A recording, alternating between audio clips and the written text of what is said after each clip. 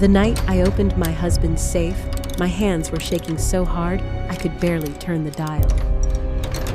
Richard Holmes had spent nearly 40 years telling me we were barely getting by.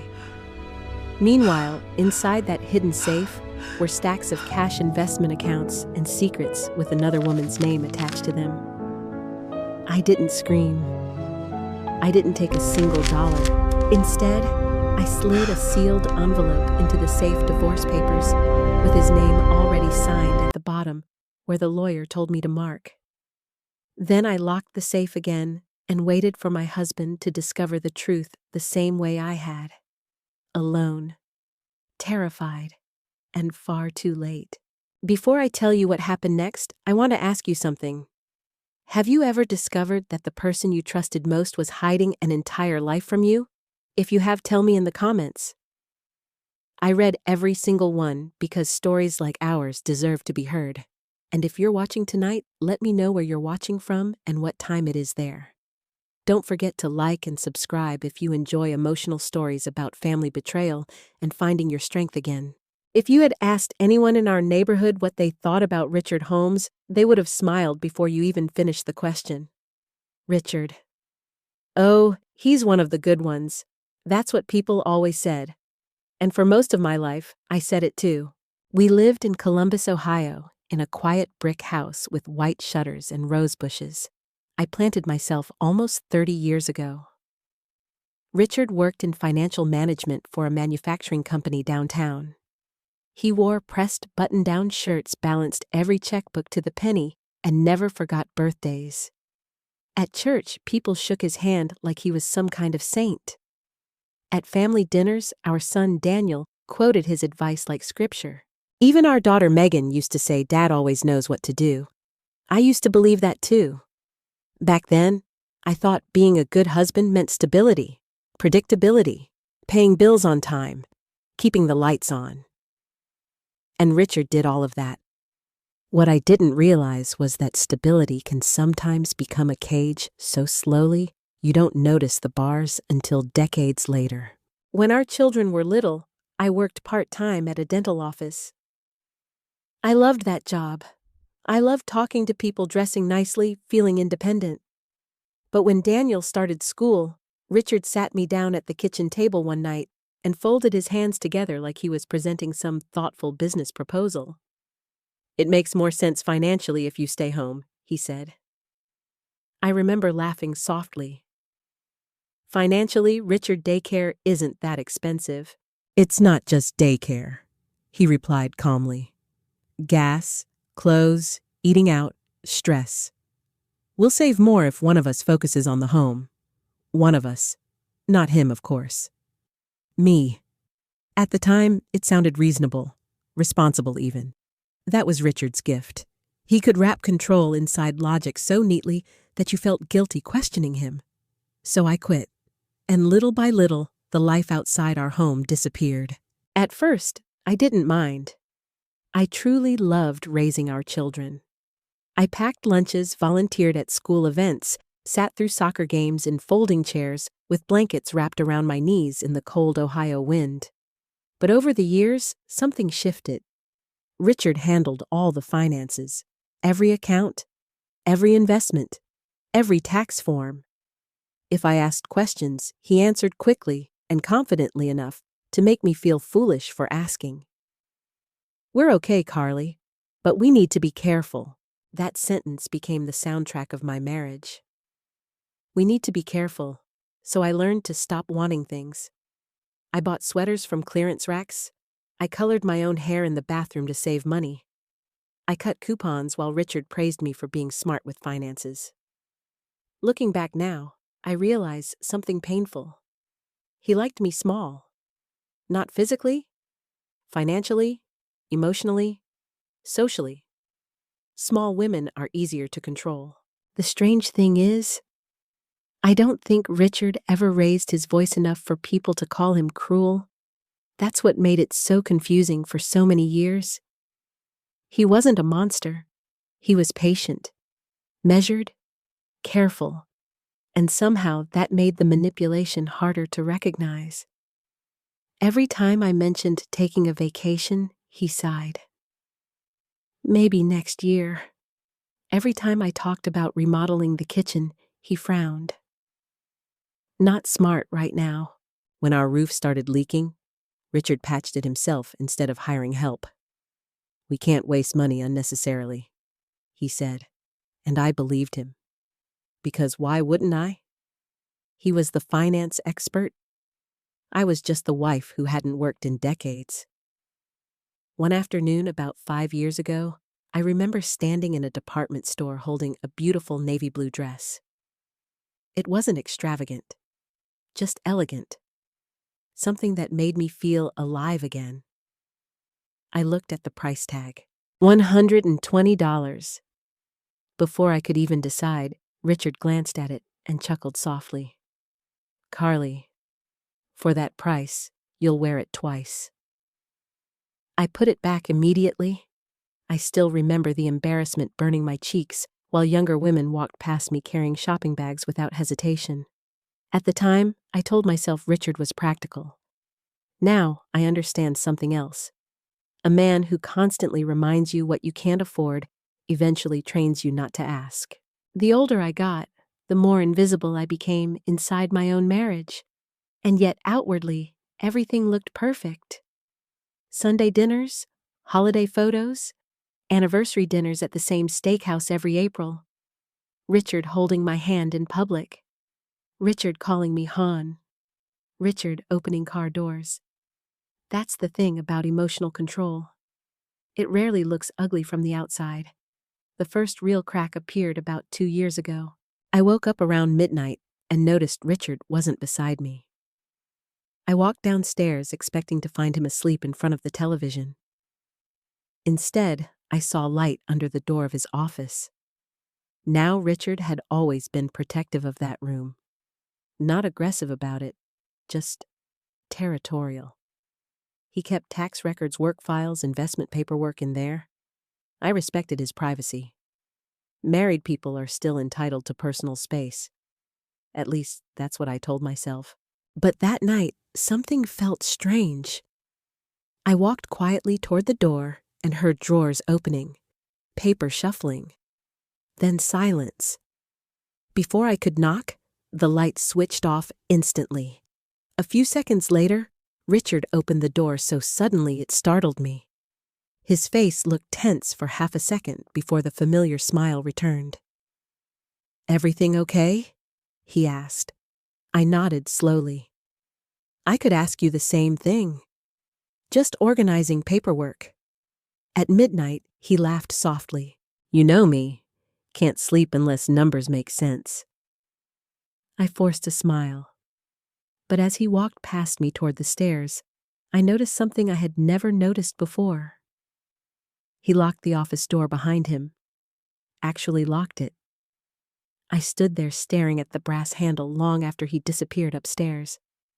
That moment should have meant more to me than it did. But after decades of explaining away uncomfortable feelings, your instincts grow quiet. You stop listening to yourself. Still, something had changed. After that night, I began noticing things I couldn't unsee. Richard became oddly tense whenever mail arrived.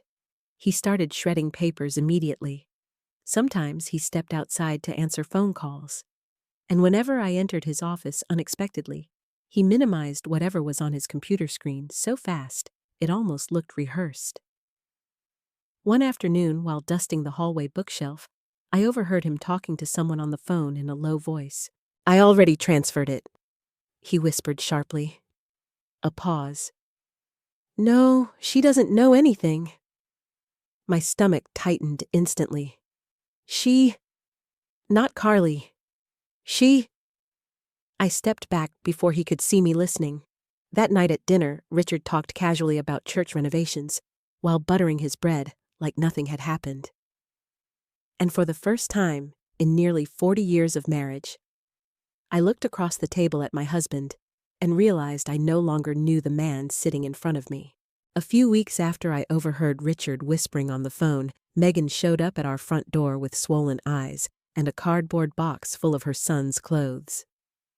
I opened the door, and immediately knew something was wrong. Megan.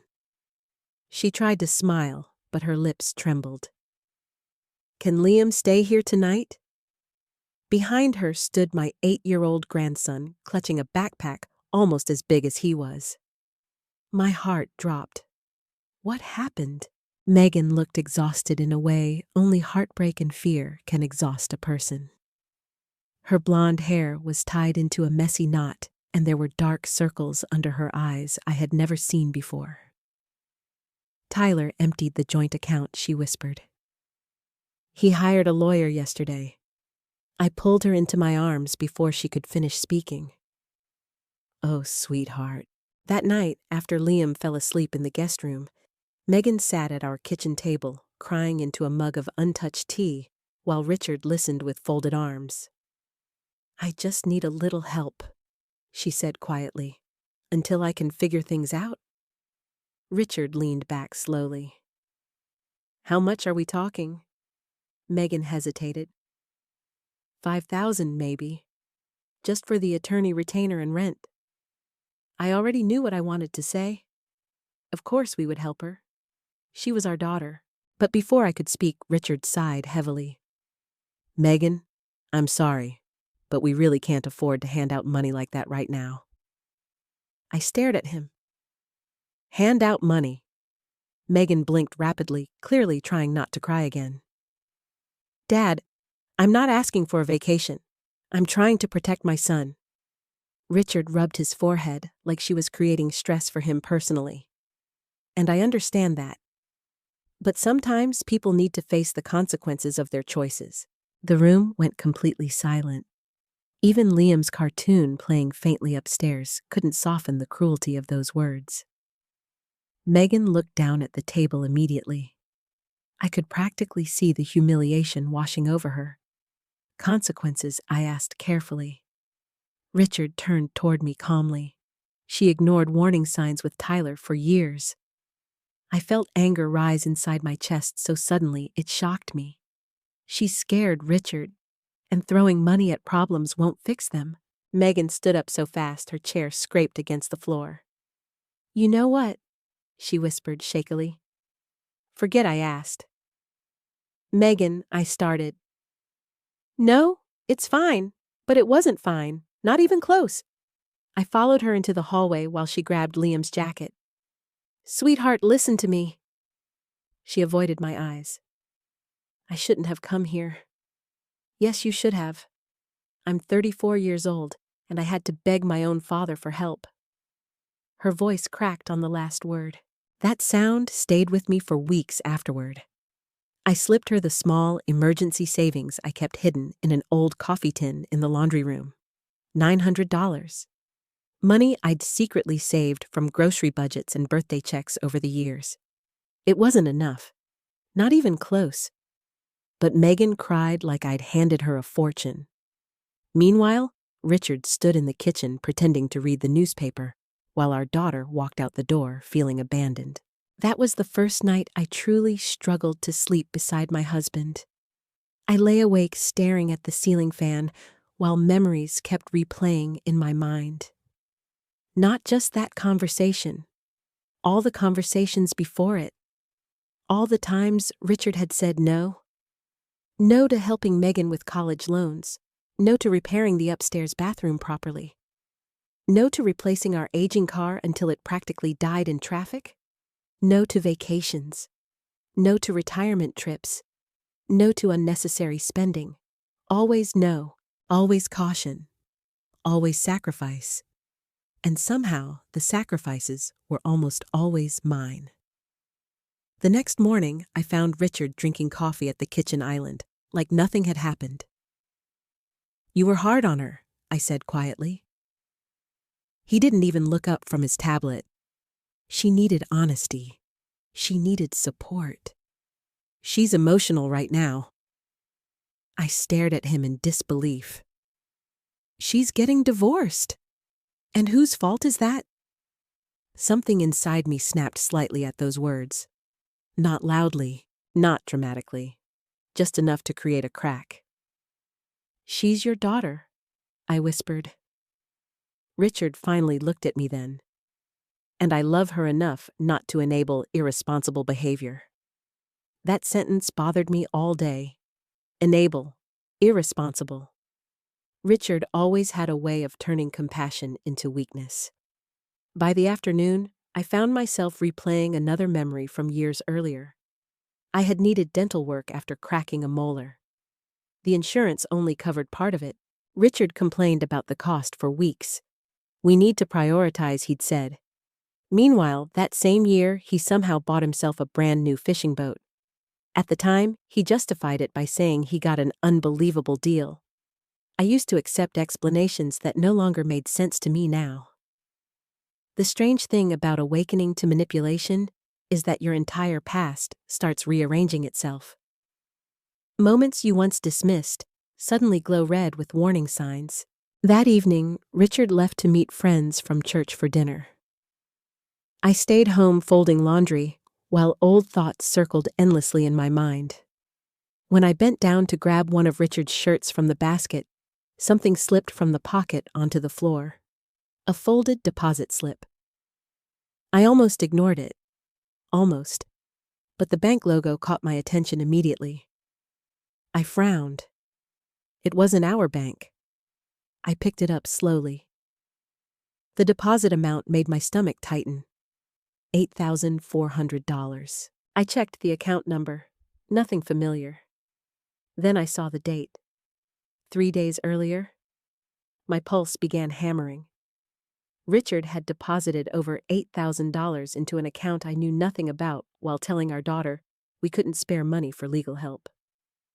I sat down slowly at the kitchen table because my knees suddenly felt weak. Maybe there was an explanation. That's what I told myself at first. There's always an explanation. But deep down, another feeling had already begun spreading through me. Fear. Not fear of losing money. Fear that my entire marriage had been built on information I was never allowed to see. When Richard came home later that night, I watched him more carefully than I ever had before. The way he loosened his tie. The way he checked his phone screen privately. The way he carried himself with quiet confidence. For decades, I mistook confidence for honesty. Now I wasn't sure anymore. Around midnight, I woke up thirsty and walked downstairs for water. That's when I heard Richard's voice again. Low. Sharp. Coming from the garage this time. I froze near the hallway. "I told you she doesn't know," he whispered angrily. Silence. Then, "No, just keep things where they are for now." My hands started trembling instantly. Where they are. What things? I stepped closer before I could stop myself. Then I heard a name. Linda. Just one word, but it landed in my chest like a stone. Because I recognized it. Not completely. Not clearly. But enough to know I had heard Richard mention that name years ago. Very casually. Very briefly. Too briefly. A cold feeling crept slowly through my body. And for the first time in nearly 40 years of marriage, I seriously wondered if my husband had another life I knew absolutely nothing about. After hearing the name Linda in Richard's whispered phone call, I spent the next several days pretending to be normal. That was the strange part. You can discover something unsettling about your marriage and still find yourself making coffee the next morning, like your world hasn't tilted sideways. I still watered my roses. Still folded Richard's shirts. Still smiled politely at neighbors walking their dogs past our house. But inside me, something restless had awakened. I started paying attention. Really paying attention. And once I did, I realized Richard had been hiding pieces of himself for years. He became tense anytime I entered his office unexpectedly. If I knocked, he answered too quickly. If I lingered nearby, he found reasons to leave the room. One afternoon, I walked in carrying a basket of clean towels and found him hurriedly stuffing papers into a drawer. He looked startled. "Didn't hear you coming," he said. His voice sounded too casual. I glanced toward the desk. What are you working on, taxes? It's September. He gave a tight smile. You can never stay ahead enough with taxes. Then he stood immediately and took the laundry basket from my hands like he was trying to redirect me physically away from the room. Small thing. But suddenly, every small thing mattered. That night, I sat in bed reading while Richard showered downstairs in the guest bathroom because ours was being repaired. His phone buzzed on the nightstand beside me. Normally, I never touched his phone, never even considered it. But after nearly 40 years of marriage, suspicion changes your moral boundaries in ways you never expect. The screen lit up briefly. No message preview, just a name. Linda G. My heart nearly stopped. I stared at the screen while the phone continued vibrating softly against the wood. Then it went dark again. A minute later, Richard walked back into the bedroom drying his hair with a towel. I looked up calmly.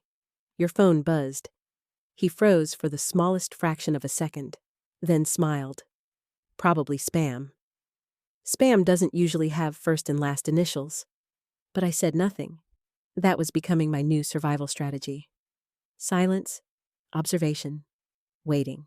A few nights later, Richard attended a church fundraising dinner downtown. Before leaving, he stood in front of the hallway mirror, adjusting his tie. You staying up? He asked. Probably not. You should get some rest. He kissed my forehead automatically. A routine gesture. Mechanical. Then he grabbed his coat and left. The moment I heard the garage door close, I felt the tension in my chest tighten. Because for the first time in our marriage, I had already decided I was going into his office. I stood outside the locked door for nearly a full minute before opening the small cabinet in the hallway where Richard kept spare keys. My hands were shaking so badly, I almost dropped them. Part of me still felt ridiculous.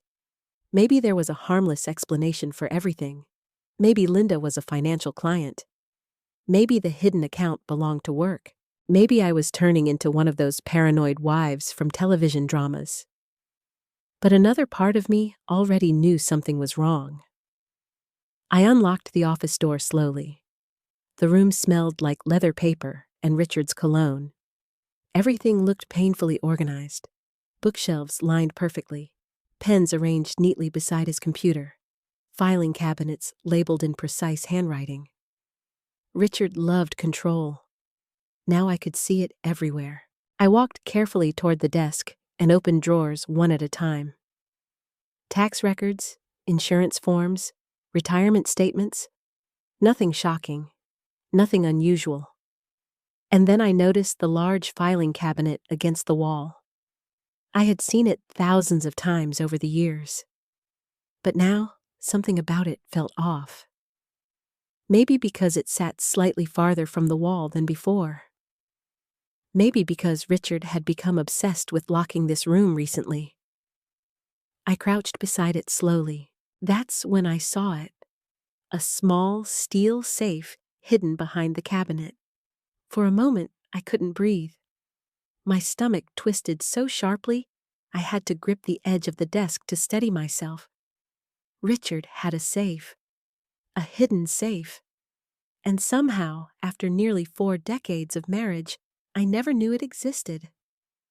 I stared at it for a long time. It wasn't huge. Just large enough for documents, cash, jewelry perhaps. Or secrets. Especially secrets. I knelt in front of it carefully and touched the cold metal surface with trembling fingers. There was a keypad. Digital. 4 numbers. I almost laughed bitterly to myself. Of course, Richard would protect it carefully. That safe probably held the truth about everything, and I had absolutely no way inside. Or so I thought. The next few days became unbearable because I couldn't stop thinking about it. The safe followed me everywhere mentally, while grocery shopping, while folding towels. Even during church service, while Pastor Williams talked about honesty and trust. I found myself glancing toward Richard sitting beside me, wondering how many lies could fit inside one marriage before it collapsed completely. Then something happened that changed everything. A week later, Richard came home from another church event smelling faintly of whiskey. Not drunk exactly, but relaxed enough to become careless. He rarely drank much, which made his behavior even stranger. That night, around midnight, I woke up and noticed his side of the bed empty again. Quietly, I walked downstairs. The office light glowed beneath the door. I moved silently through the hallway until I reached the small crack near the doorway. And then I saw him. Richard crouched in front of the safe. The cabinet had already been pulled aside. He punched in numbers casually while humming under his breath. My heart pounded so hard I thought he might hear it. Then the safe clicked open. I leaned, slightly trying desperately to see the keypad. Richard moved too quickly at first, but then he paused. Just long enough. I froze instantly. April 1904, no. Not possible. Then realization hit me. April 19th. A birthday, but not mine. Not Megan's, not Daniel's. Nobody in our family was born on April 19th. A cold wave moved through my body, because suddenly I remembered where I had heard that date before. Years ago, at some company retirement dinner, Richard mentioning Linda Graves having the same birthday as some baseball player they laughed about. I remembered because Linda herself had laughed loudly about still being impossible to forget. I hadn't thought about that woman in years, until now. Richard suddenly closed the safe. I stepped backward quietly before he could see me near the door. My hands were ice cold as I hurried upstairs. By the time Richard returned to bed 10 minutes later, I was pretending to sleep. But inside, my thoughts were spiraling violently. Why would my husband use another woman's birthday to lock his hidden safe, not our anniversary? Not his own birthday? Not mine. Hers. That meant something. It had to. And for the first time, a terrifying possibility entered my mind fully. Maybe this wasn't just hidden money. Maybe Richard wasn't only hiding finances. Maybe he had been hiding another relationship for years. I lay awake until sunrise, staring at the ceiling while Richard slept peacefully beside me. And all I could think was this: if the safe held secrets powerful enough to change the password of my husband's entire life, what exactly was waiting inside it for 3 straight days after discovering the safe combination? I did absolutely nothing, at least outwardly. I still cooked dinner, still asked Richard whether he wanted potatoes or rice, still smiled politely when Daniel called to talk about work. But inside my head, everything had become noise. Linda Graves. The name repeated constantly, like a song I couldn't shut off. I tried convincing myself I was overreacting. Maybe Richard had once had feelings for her years ago. Maybe the birthday meant nothing. But deep down, women know when something feels wrong. And this felt rotten all the way through. One afternoon, while Richard was out golfing with church friends, I sat alone at the kitchen table staring at my laptop for nearly 20 minutes before finally typing her name into Facebook. Linda Graves. Hundreds of results appeared. I almost closed the browser immediately. Part of me didn't actually want to know the truth, because suspicion is painful, but certainty can destroy you. Still, I kept searching. Eventually, I found her. Linda Graves. Cincinnati, Ohio. 63 years old. My chest tightened instantly. Her profile picture showed a woman standing beside a small garden wearing jeans and a faded blue sweatshirt. Gray blonde hair, thin face, tired eyes. She didn't look glamorous. She didn't look like the kind of woman men abandoned their families for. Honestly, she looked lonely. I clicked through more photos slowly. No luxury vacations, no expensive jewelry, No signs of a secret romantic life with my husband. Just ordinary things, a small dog, pictures of flowers, occasional church bake sales. And yet Richard had used her birthday to lock a hidden safe. I leaned back in my chair, confused. Nothing about this woman matched the image forming in my head. Then I found something else. An old photo from nearly 15 years earlier. A company retirement party. My stomach dropped. Richard stood in the background, smiling beside her. I zoomed in. His arm rested lightly against her back. Too comfortable. Too familiar. Suddenly, I remembered the night clearly. Richard had attended that corporate event downtown while I stayed home with Megan after her appendix surgery. I remembered him mentioning Linda afterward. She handles accounting audits, he'd said casually. That was it. One sentence. One forgettable sentence after almost 40 years of marriage. But now, here she was again. Hidden behind locked doors and whispered phone calls. I kept scrolling, and then I noticed something even stranger. Linda's profile occasionally mentioned financial struggles. Car trouble, medical bills, working part-time even in her 60s. That didn't make sense either. If Richard was secretly involved with this woman financially for years, why did she still seem to struggle, unless the money wasn't for romance? That possibility unsettled me even more. That evening, I barely touched dinner. Richard noticed immediately. You okay? Just tired. He studied me carefully across the table. You've seemed distracted lately. I forced a small laugh. Maybe I'm getting old. You're not old. Funny how men say that while slowly making women feel invisible anyway. Richard returned to eating while I watched him quietly. How many lies could a person tell before they stopped recognizing themselves? Or worse, before their spouse stopped recognizing them? That night, after he fell asleep, I went downstairs with my laptop again. This time, I searched public records, property records, business registrations, anything connected to Linda Graves, and eventually, I found it. A company name I recognized immediately. Harrison Financial Consulting. Richard had mentioned it years ago after retiring early from his corporate position. A small side consulting partnership. He claimed it barely made money. I clicked deeper into the records. My pulse quickened. Linda Graves was listed in older documents connected to the business. Not Richard, her. I stared at the screen confused. Why would her name appear on company filings tied to my husband's financial work? Then another terrifying thought entered my mind. What if Richard had been hiding money through her somehow?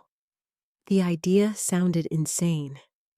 Yet suddenly, every strange moment over the last decade started fitting together too neatly. The secret bank account, the hidden safe, the whispered phone calls, the constant obsession with keeping finances under his control. I shut the laptop abruptly because my hands were trembling too badly to type anymore. At that exact moment, I heard footsteps upstairs. Richard! I closed the browser quickly, just as he appeared in the kitchen doorway, wearing pajama pants and looking sleepy. You coming to bed in a minute? His eyes drifted toward the laptop. What are you doing up? Oh, nothing. Just reading. For one horrifying second, I thought he knew. I thought he could somehow see everything written across my face. But then he simply nodded and walked toward the refrigerator. You worry too much lately, he said casually. The sentence hit me harder than it should have. Because that was always Richard's strategy. If I questioned something, I became emotional. If I noticed inconsistencies, I became anxious. If I felt hurt, I became dramatic. Meanwhile, he remained calm, logical, reasonable. It's amazing how easy it is to control someone once you convince them their instincts are flawed. The next morning, Megan called crying again. Tyler's lawyer had filed aggressive custody paperwork, and she sounded completely overwhelmed. "I don't know how I'm supposed to pay for all this," she whispered. I sat in my car outside the grocery store, gripping the steering wheel while listening to my daughter break apart emotionally. And all I could think about was the hidden deposit slip. $8,400. Richard had no problem moving secret money around while his own daughter drowned. Anger finally began replacing confusion. Real anger, not suspicion, not fear. Anger. That afternoon, I did something I hadn't done in years. I drove to the bank branch listed on the deposit slip. Not to confront anyone, just to see it. The building sat in a quiet business plaza across town. Small, private, nothing flashy. I parked across the street and stared at it through my windshield. Richard had built an entire financial life inside places I never even knew existed. And suddenly, for the first time in my marriage, I felt humiliated. Not because of another woman, not because of money, because I had trusted someone completely while they quietly arranged their life behind locked doors. I returned home emotionally exhausted. Richard was already there, standing in the kitchen opening mail. The moment he saw me, he quickly flipped one envelope upside down. Too quickly. There it was again. That panic, that nervousness.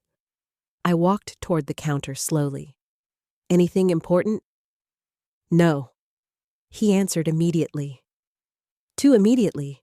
Then his phone buzzed. He grabbed it so fast it almost looked involuntary.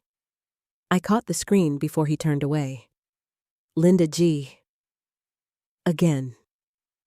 This time, Richard walked into the hallway to answer privately. And I stood alone in the kitchen, realizing something terrifying. I no longer feared discovering the truth. I feared how long I had ignored it, because deep inside, I was beginning to understand something painful. The biggest betrayal wasn't the money, it wasn't even the lies. It was the realization that Richard had spent years carefully making sure I stayed dependent enough never to question him. And for the first time in nearly 40 years, I was finally starting to question everything. A week after I drove past the bank branch tied to Richard's secret account, Megan called me from a grocery store parking lot, crying so hard I could barely understand her. "I got declined again," she whispered. "For what, the apartment?" I closed my eyes immediately. "Oh, sweetheart." They checked my credit after Tyler stopped paying the joint cards. "The landlord said I need a co-signer now." Behind her voice, I could hear Liam asking quietly if they were still getting pizza for dinner. That nearly broke me. Megan lowered her voice. "I'm trying, Mom. I really am. I know you are." "No, you don't understand. I'm exhausted." I gripped the phone tighter while sitting alone in my bedroom. "I worked a double shift yesterday. Liam had a fever all night. Then Tyler's lawyer sent more paperwork this morning." Her breathing shook. "And Dad still thinks this is some kind of lesson." That sentence hit me like a slap because deep down she was right. Richard wasn't just refusing to help. He was judging her, punishing her somehow, as if struggle built character only when other people suffered through it. "I'll figure something out," I told her quietly. How I didn't answer. Because I didn't know. After we hung up, I sat motionless for a long time, staring at the bedroom wall. Then slowly, memories began resurfacing one after another. The sacrifices. All the sacrifices. I remembered selling my grandmother's bracelet 15 years earlier after Daniel broke his arm, and insurance wouldn't cover everything. Richard had insisted things were tight financially, so I sold it quietly without telling the children. I remembered working secret holiday shifts at a florist shop one winter just to buy Megan the laptop she needed for college. Richard had called it an unnecessary expense. I remembered clipping coupons, while Richard lectured us about discipline. And all those years, he had hidden money. The anger spreading through me now felt different than before. Cleaner, somehow. Less confused. Because betrayal becomes easier to understand once you stop defending the person causing it. That evening, Richard sat in his recliner watching cable news while I stood in the kitchen staring at the back of his head. I suddenly realized something strange. I was no longer intimidated by him. For decades, Richard's confidence controlled the emotional temperature of our home. If he frowned, everyone became careful. If he approved, everyone relaxed. But now I saw something else. A man terrified of losing control. "Did Megan call?" he asked without turning around. "Yes. How's she doing?" The casualness in his voice infuriated me instantly. She got denied for another apartment. Richard sighed dramatically. "Well, these things take time." I stared at him in disbelief. "These things?" He muted the television finally and looked over his shoulder. "What do you want me to say, Carly? I want you to care." "That's unfair." "No," I said quietly. "What's unfair is watching your daughter struggle while you act like compassion is financial weakness." His expression hardened immediately. There's a difference between helping and enabling. There it was again. That word. Enabling. I walked closer slowly. "Did anyone help you when you were younger?" Richard frowned. "That's different." "Why? Because I worked for what I had. Megan works constantly," I wanted to scream. Instead, I crossed my arms tightly. "She's drowning, and bailing her out repeatedly won't teach her stability." I stared at my husband for a long moment before speaking again. "You know what's strange? What you always talk about money like there's never enough." His eyes narrowed slightly. "What's that supposed to mean?" "Nothing." But something shifted in his face anyway. Suspicion? Tiny. Brief. Still there. And for the first time, I realized Richard was beginning to sense my distance too. That night, I couldn't sleep. Around 2 a.m, I walked downstairs and stood in the dark kitchen drinking water while moonlight stretched across the tile floor. I thought about my entire adult life, about how carefully I had shaped myself around Richard's comfort. I stopped spending, stopped questioning, stopped expecting. Without realizing it, I had slowly become someone who apologized for needing anything. And once I understood that, another painful truth surfaced immediately behind it. Richard benefited from my insecurity. The next afternoon, while cleaning the hallway closet, I found an old plastic storage bin filled with tax records and household paperwork from years earlier. Normally, I would have ignored it. Instead, I sat cross-legged on the floor and started reading. Most of it looked ordinary. Mortgage statements, insurance renewals, medical receipts. Then I found an old tax document from nearly 8 years ago. At first, I almost missed it. A single investment entry. Small print. Harrison Financial Consulting, LLC. My pulse quickened instantly.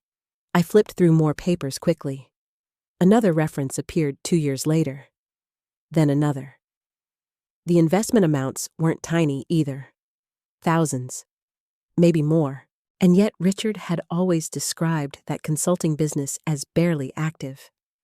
My breathing became shallow, because suddenly I understood something horrifying. Richard hadn't just hidden current money. He had been building something secretly for years, maybe decades. I copied the documents on our old printer while my hands trembled. Then I hid the copies inside a cookbook box in the pantry behind recipes I never used. The fact that I was secretly hiding evidence against my husband made me feel sick, but not as sick as the realization that I no longer trusted him at all. Later that evening, Daniel came by unexpectedly. He hugged Richard first. Of course he did. My son adored his father. Always had. Richard taught him how to drive, coached his baseball teams, helped him buy his first condo. Meanwhile, I packed lunches and disappeared quietly into the background like mothers often do. Daniel sat at the kitchen counter eating leftover lasagna while talking about work frustrations. Then eventually Megan's situation came up. She's being emotional, Richard said calmly. I nearly dropped my fork. Daniel nodded slowly. Divorces are messy. She needs structure right now, Richard continued. Not handouts. I looked at my son, waiting for him to disagree. He didn't. And suddenly, I saw how deeply Richard's thinking had shaped this family. Emotion became weakness. Need became irresponsibility. Control became wisdom. I excused myself early that night and went upstairs before either man noticed tears gathering in my eyes. Inside the bedroom, I sat on the edge of the bed, staring at the family photos on the dresser.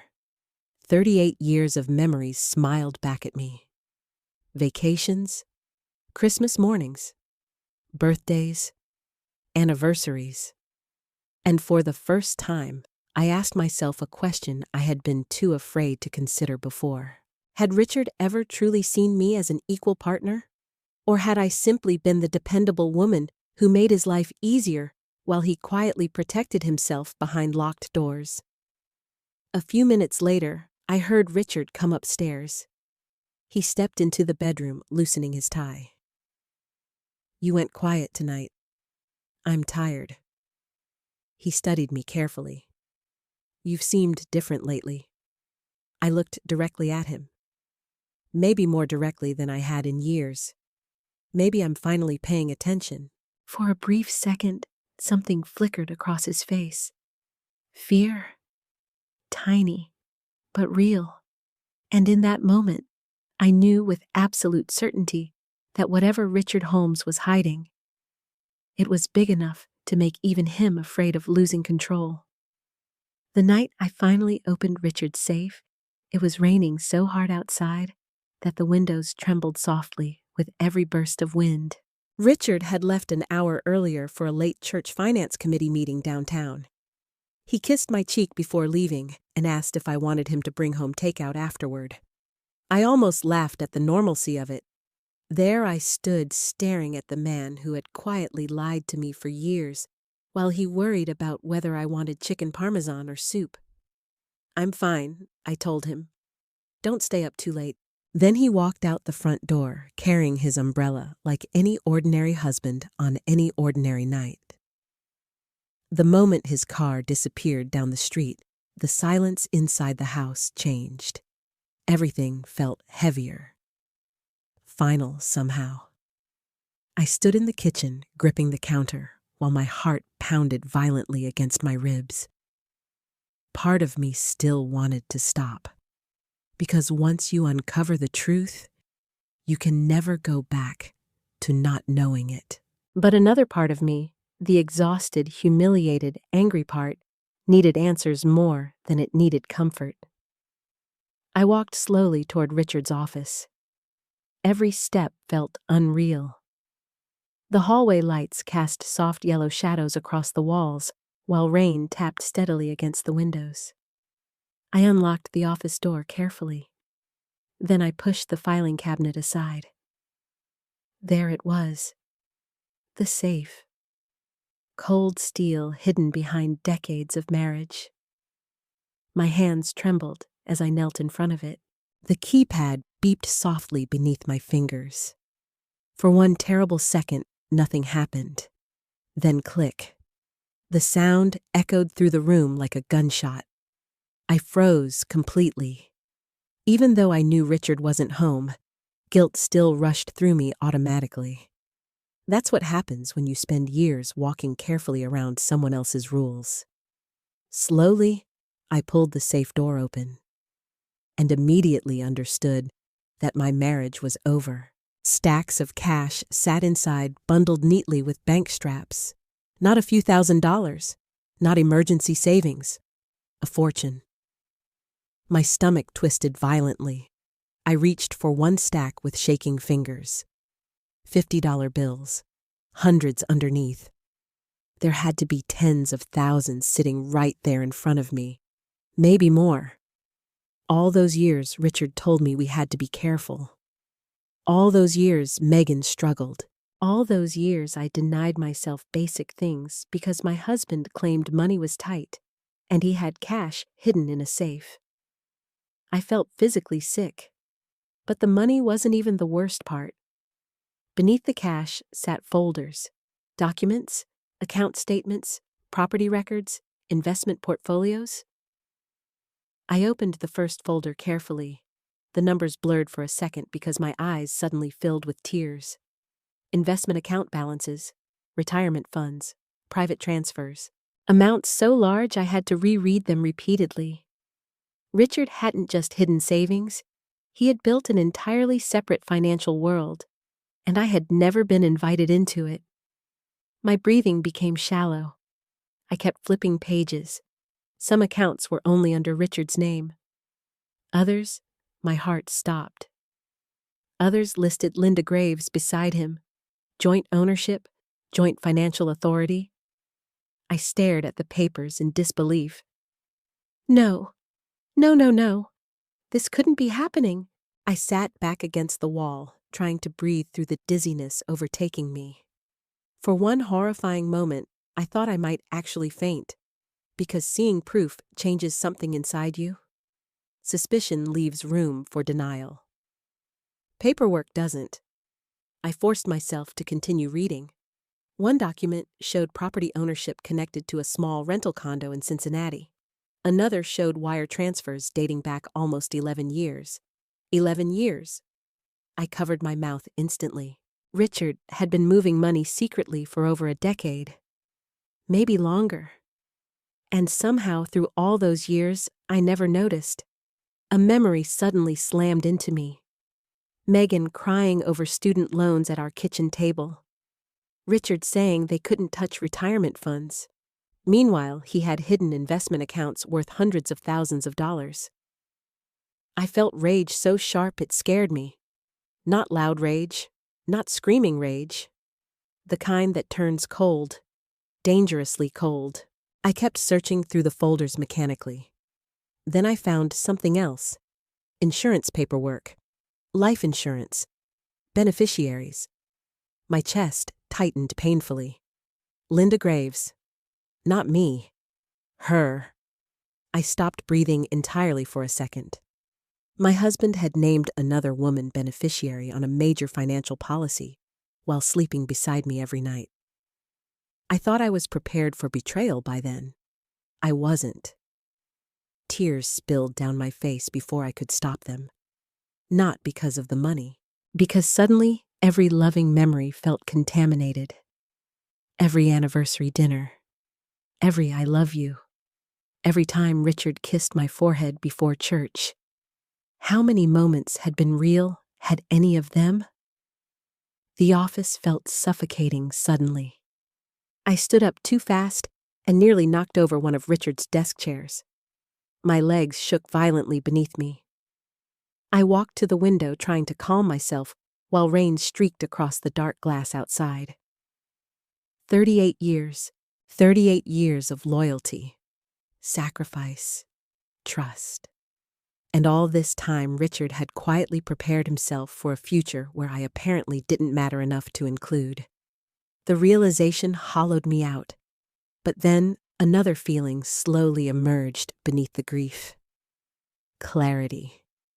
For the first time in months, everything made sense. Richard's obsession with controlling finances. The constant warnings about spending, the secrecy, the hidden phone calls, the emotional distance whenever money came up.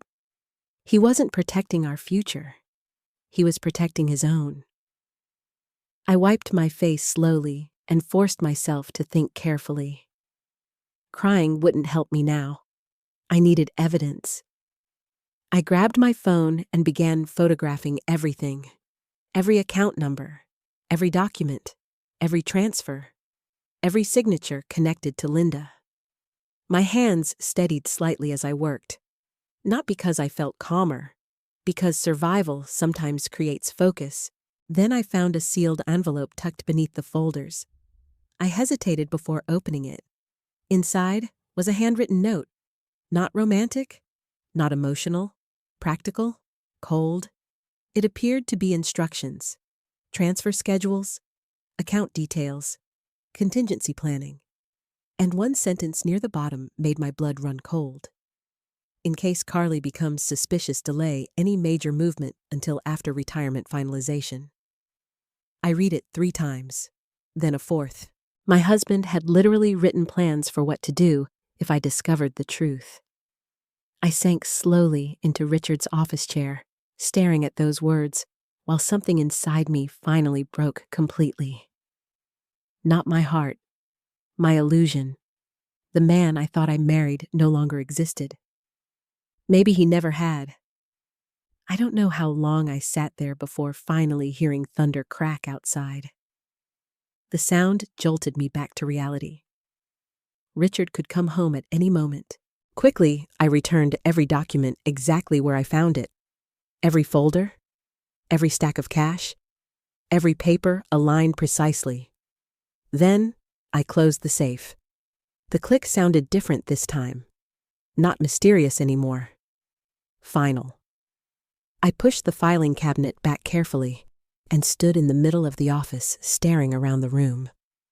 Nothing looked different, and yet everything had changed. Because now, I knew the truth. My husband hadn't simply hidden money. He had hidden an escape plan, one that apparently did not include me. When Richard finally came home later that night carrying takeout containers and smiling casually, I stood in the kitchen watching him remove his wet coat. "You still awake?" he asked warmly. I nodded slowly. Couldn't sleep. He walked over and kissed my cheek. "I brought your favorite soup." I looked directly into his eyes for the first time in weeks, and suddenly I realized something terrifying. Richard genuinely believed he was smarter than me. That belief had protected him for years. But now it was going to destroy him. For 2 days after opening the safe, I barely spoke to Richard unless absolutely necessary. Not because I wanted to punish him, because I was afraid I might look at him too long and finally say something I could never take back. It's strange how quickly grief can transform into numbness. I still made coffee every morning, still folded laundry, still listened to Richard talk about grocery prices and church updates and the weather, like our marriage wasn't rotting beneath the surface. Meanwhile, inside my head, numbers kept flashing endlessly. Account balances, transfer amounts, property records, and Linda Graves listed as beneficiary. Every time I remembered that detail, something inside my chest tightened painfully. One evening, Richard reached across the dinner table and touched my hand lightly. "You seem distant lately." I stared down at his fingers resting over mine. Those same hands had signed hidden financial documents behind my back for years. "I'm tired," I answered quietly. "You've said that a lot recently." I looked up slowly. Maybe I'm finally exhausted. Something flickered across his face then. Concern, perhaps, or suspicion. It no longer mattered which. That night, after Richard fell asleep, I sat alone in the guest bathroom with the door locked, staring at my reflection in the mirror. I looked older than I remembered. Not physically, emotionally. Like someone who had spent too many years apologizing for taking up space. And for the first time in my life, I allowed myself to ask a terrifying question honestly. What would happen to me if I left? At 62 years old, divorce felt less like freedom and more like standing at the edge of a cliff. I hadn't worked full-time in decades. Richard controlled nearly everything financially. The house, the retirement accounts, the investments. Until recently, I didn't even know where most of our money actually existed. Fear crawled through me immediately. Maybe that's why women stay sometimes. Not because the betrayal isn't real, but because rebuilding a life late in life feels impossible. The next morning, I searched online for divorce attorneys while Richard showered upstairs. My hands trembled typing the words. Experienced family lawyer, Columbus, Ohio. I clicked through profiles quietly until one name caught my attention. Patricia Bennett, family law specialist, 28 years of experience, asset concealment cases. The phrase made my pulse quicken instantly. Asset concealment. That's what this was. Not misunderstanding, not secrecy, not financial caution. Concealment. I stared at the screen for a long time before finally calling the office. A calm receptionist answered. Bennett Family Law. I almost hung up. Instead, I whispered, I'd like to schedule a consultation. 3 days later, I told Richard I was meeting Megan for lunch. Technically, it wasn't a complete lie. I planned to see Megan afterward. But first, I drove downtown to Patricia Bennett's office with copies of every document hidden inside a manila envelope beneath my passenger seat. The law office occupied the 3rd floor of a quiet brick building overlooking the river. Everything smelled like coffee and expensive paper. I nearly turned around twice before the receptionist called my name. Mrs. Holmes, Patricia Bennett, looked to be in her late 50s. Sharp navy suit, silver blonde bob haircut. Calm eyes that seemed to notice everything immediately. She shook my hand firmly. Come in. The moment her office door closed behind me, I unexpectedly started crying. Not dramatic sobbing, just silent tears I apparently no longer had the strength to hold back. Patricia handed me tissues without interrupting. You're safe here, she said quietly. Something about those words almost shattered me completely. Safe. I couldn't remember the last time I actually felt safe emotionally. After a few minutes, I finally opened the envelope and slid the copied documents across her desk. Patricia began reading silently. The longer she read, the more serious her expression became. Finally, she looked up. How long have you known about these accounts? A few weeks. And your husband controlled all marital finances? Yes. Did you know these assets existed before now? Number Patricia leaned back slowly in her chair. Mrs. Holmes, this is significant. My stomach tightened immediately. What does that mean? It means your husband appears to have intentionally concealed marital assets. Even hearing the words out loud felt surreal. I stared down at my hands. I kept thinking maybe I misunderstood something. You didn't. Her certainty both comforted and terrified me. Patricia tapped one document carefully. These transfers connected to Linda Graves are especially concerning. You think he's having an affair? She paused thoughtfully. Possibly. But financially, that's actually less important than what these records suggest. What do they suggest? That your husband has spent years positioning money outside your awareness. The room suddenly felt cold. Years. Not mistakes. Not temporary panic. Years. Patricia continued reading quietly while I tried not to fall apart emotionally. Then she asked softly, Are you afraid of divorcing him? I answered too quickly. Yes. She nodded gently. That's normal. I'm 62 years old. That doesn't mean your life is over. Easy for her to say, I thought immediately. She had confidence, a career, independence. Meanwhile, I had spent decades becoming smaller inside my own marriage. As if sensing my thoughts, Patricia leaned forward slightly. Carly, can I ask you something difficult? I nodded weakly. Are you afraid of losing your husband? I opened my mouth automatically, then stopped. Because suddenly, I wasn't sure anymore. Patricia's voice softened. Or are you afraid of finally seeing him clearly? That question hit me harder than discovering the safe itself, because deep down, I already knew the answer. I wasn't grieving the man sitting at my kitchen table every night. I was grieving the version of him I believed existed for almost 40 years. And those are two very different things.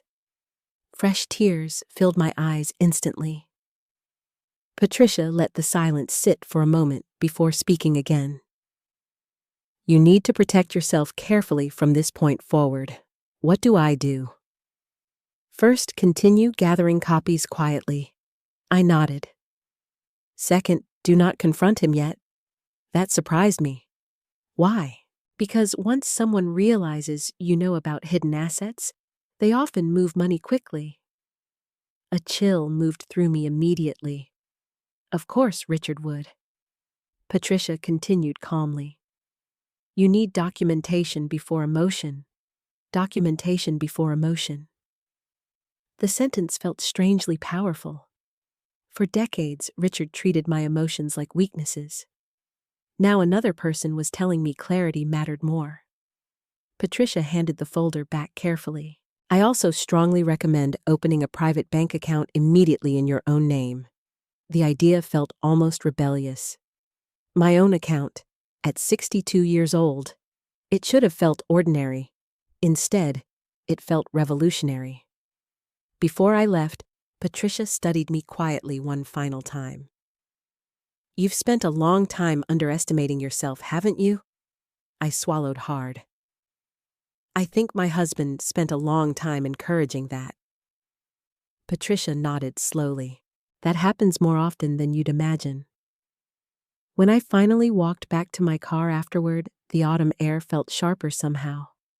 Colder, but cleaner too. For the first time since discovering Richard's lies, I no longer felt crazy. I wasn't imagining things, I wasn't overreacting, and most importantly, I wasn't powerless. That realization terrified me almost as much as it empowered me, because now I understood something clearly. Richard Holmes had spent years quietly preparing for life without me. He just never expected me to start preparing for life without him first. Richard planned our anniversary dinner 3 weeks after my meeting with Patricia Bennett. 38 years of marriage. That's what he proudly told everyone when he made the reservation. 38 years. As if longevity automatically meant loyalty. The dinner took place at the same upscale steakhouse we'd visited nearly every anniversary since our 40s. Dark wood walls, soft piano music, waiters in black vests who called Richard Sir with immediate respect. From the outside, we probably looked like the perfect older couple. Richard wore a charcoal gray blazer and smiled warmly at everyone we passed. Meanwhile, I sat beside him, feeling like I was attending the funeral of my own marriage. You look beautiful tonight, he said as the waiter poured wine. I almost flinched hearing the compliment, not because it sounded fake. Because Richard still sounded sincere. That was the terrifying part. People imagine betrayal looking cruel and obvious, but Richard still held doors open for me, still complimented my appearance, still remembered how I liked my steak cooked. Manipulation wrapped inside kindness becomes almost impossible to explain to other people. Thank you, I said quietly. Richard smiled. To 38 years. He raised his glass. I lifted mine automatically, but internally, another thought echoed through me. To 38 years of not knowing who you really are. Dinner remained painfully normal at first. Richard talked about church fundraising projects and Daniel's promotion at work, while I nodded politely when appropriate. Then halfway through the meal, he suddenly reached across the table and squeezed my hand gently. I've been thinking lately, he said softly, how lucky we are compared to most couples. I stared at him. Lucky. The word almost made me laugh. Instead, I asked carefully, why do you say that? Because we survived everything. He smiled warmly. Most marriages don't last anymore. I studied his face, while candlelight flickered across his features. Did he really believe his own lies, or had deception simply become natural to him over time? Richard continued talking casually. People give up too easily now. Marriage takes commitment, honesty, loyalty. The word honesty nearly stopped my breathing. I looked down at my wine glass quickly, because I was afraid my expression might expose everything. Across from me sat a man secretly moving money through hidden accounts while lecturing about loyalty over filet mignon. The hypocrisy felt almost unreal. "You okay?" Richard asked. "Yes. You seem distracted again." "I'm listening." "No, you're somewhere else lately." He said it lightly, but I heard the suspicion underneath. Richard was beginning to notice the distance growing between us. That realization forced me to become more careful immediately. Patricia had warned me, do not confront him yet. So I smiled faintly. I've just been worried about Megan. Richard sighed softly, instantly irritated. She's going to be fine. She's struggling. She's emotional. There it was again. Richard's favorite way to dismiss pain. She's raising a child alone, I said quietly. And she'll become stronger because of it. I stared at him in disbelief. You really believe suffering builds character, don't you? Richard frowned slightly. That's not what I said. It's what you mean. For a brief second, tension flickered between us. Then Richard leaned back calmly. You've changed lately, Carly. The statement hung heavily in the air. I picked up my water glass slowly. Maybe I'm tired of pretending everything is fine all the time. His expression sharpened almost immediately. What's that supposed to mean? I nearly answered honestly. Nearly. But instead, I forced a small smile. It means getting older makes people reflective. Richard relaxed slightly after that, and suddenly, I understood something important. He still believed he could control the situation. Control me. That belief gave me power. After dinner, Richard insisted on ordering dessert, even though neither of us was hungry. He also handed me a small velvet jewelry box across the table. Happy anniversary. I opened it slowly. Inside sat a delicate gold bracelet. Beautiful, simple, and strangely heartbreaking. Because years ago this gesture would have made me cry happily. Now all I could think about was the hidden safe, the secret accounts, the life insurance policy naming another woman. I looked up carefully. It's lovely. Richard smiled with obvious satisfaction. I saw it last month and thought of you. The sentence hurt more than I expected. Because once upon a time, I would have believed him completely. And maybe part of him did think of me. Maybe that's what makes betrayal so complicated. People can love you and still betray you. Those truths can exist together. On the drive home, rain drizzled softly across the windshield, while old jazz music played quietly through the speakers. Richard rested one hand casually on the steering wheel. You remember our 10th anniversary? He asked suddenly. I swallowed. Yes, we could barely afford dinner back then. The irony almost suffocated me. Barely afford. All these years, Richard had built our marriage around the mythology of financial struggle.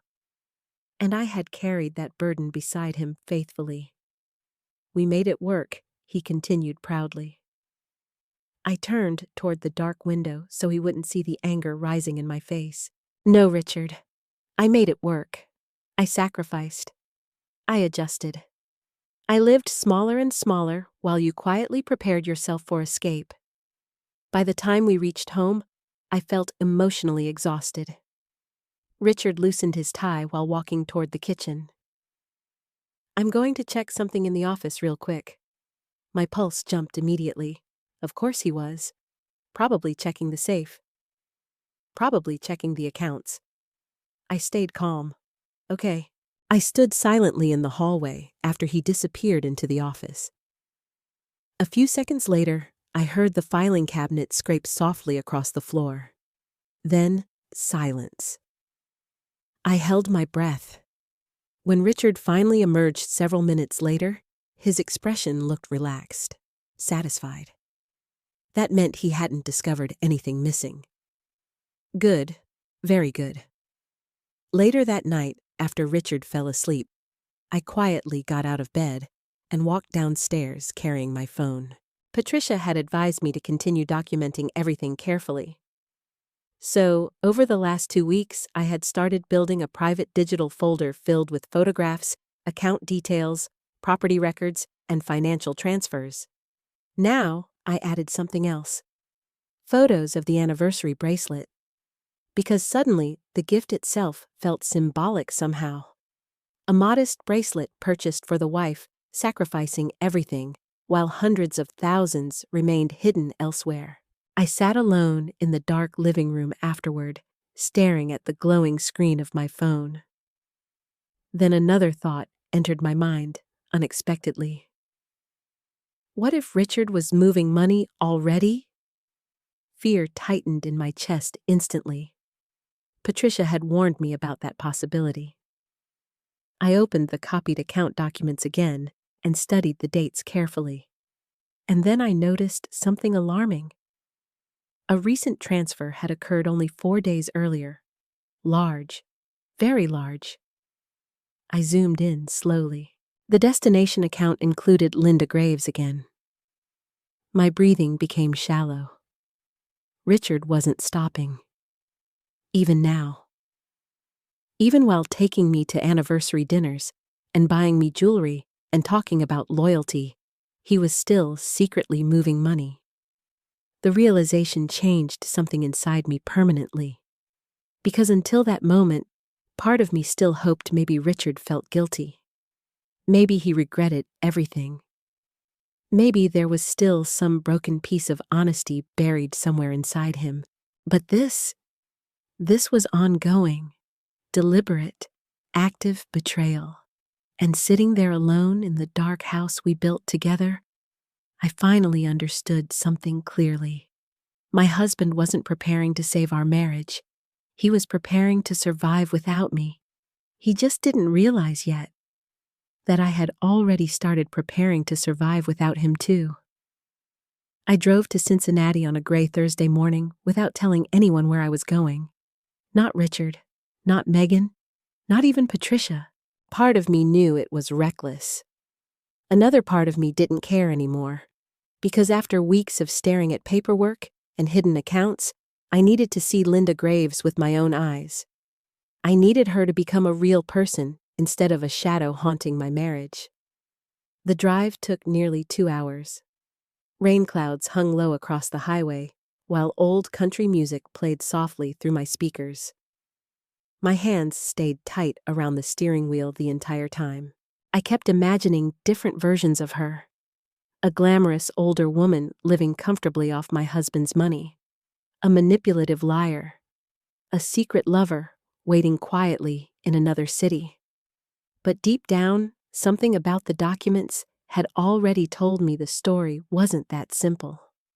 The address from the property records led me to a small neighborhood filled with aging duplexes and narrow front porches. Not wealth, not luxury, just ordinary middle-class exhaustion. I parked across the street and stared at the small, pale green house listed under Linda's name. My stomach twisted violently. I almost drove away twice. What exactly was I hoping to accomplish?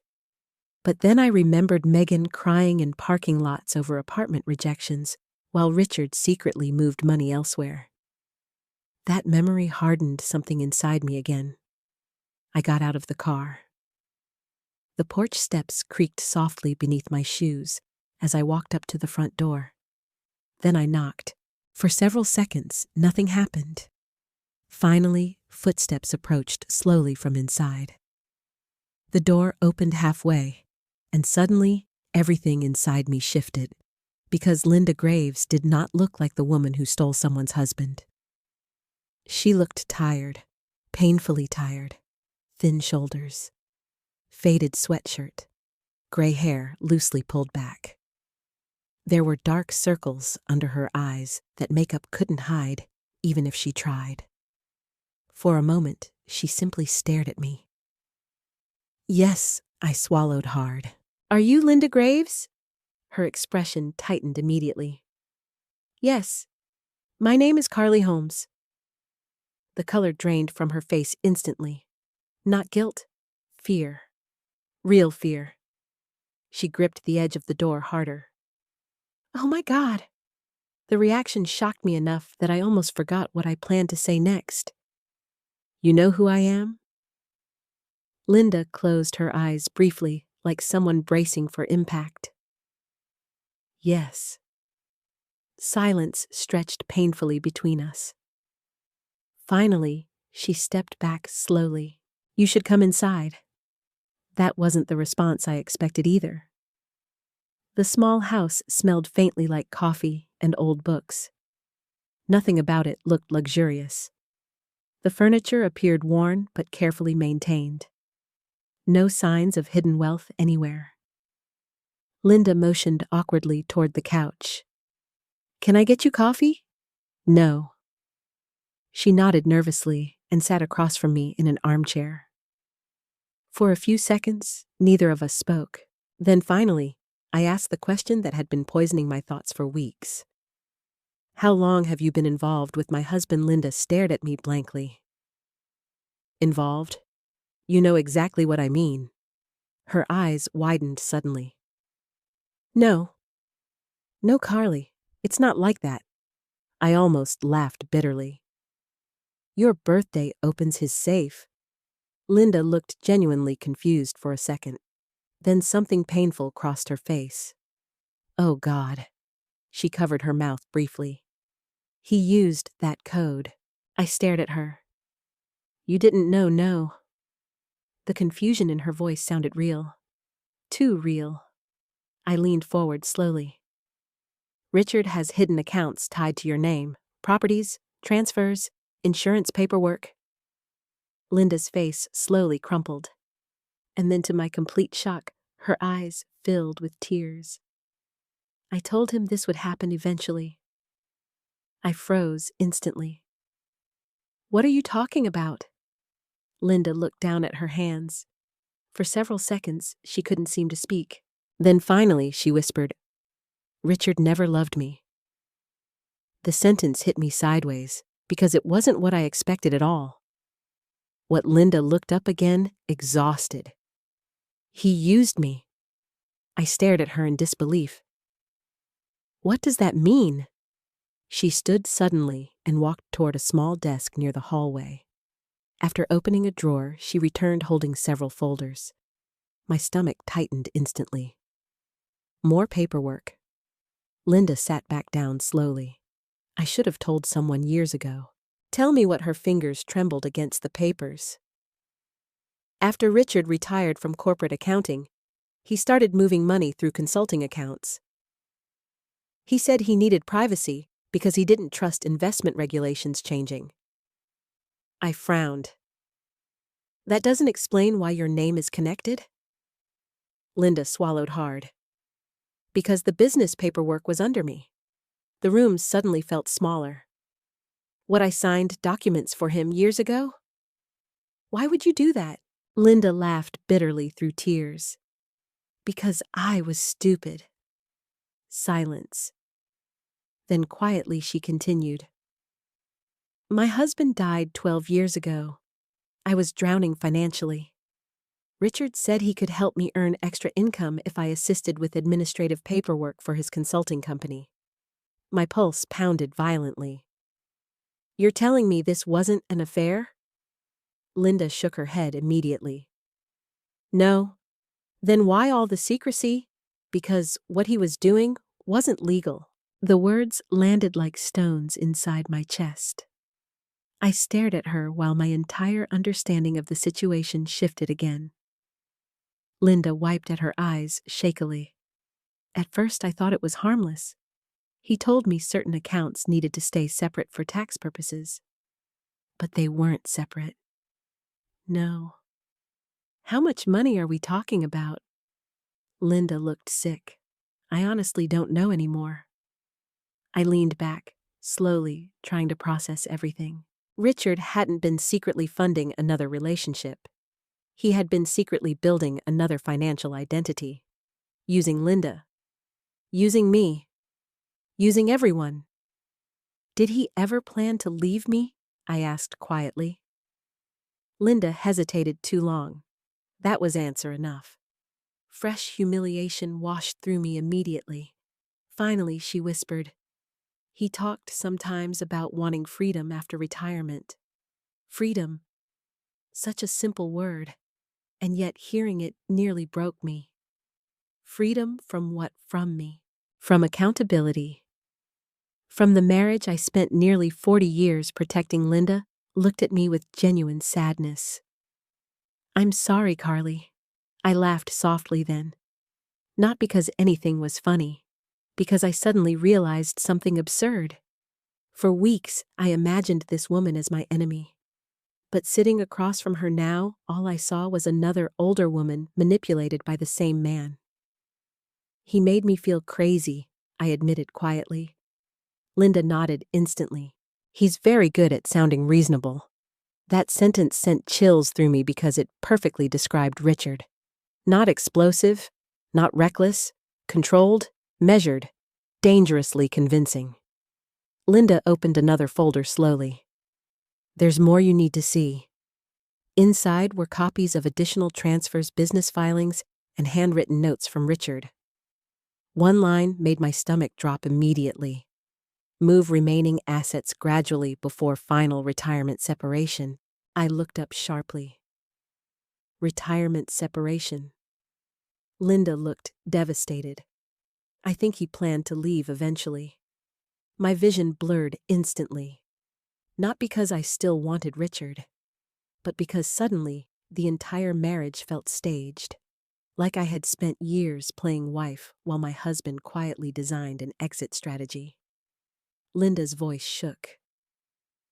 "I should have stopped helping him a long time ago." "Why didn't you?"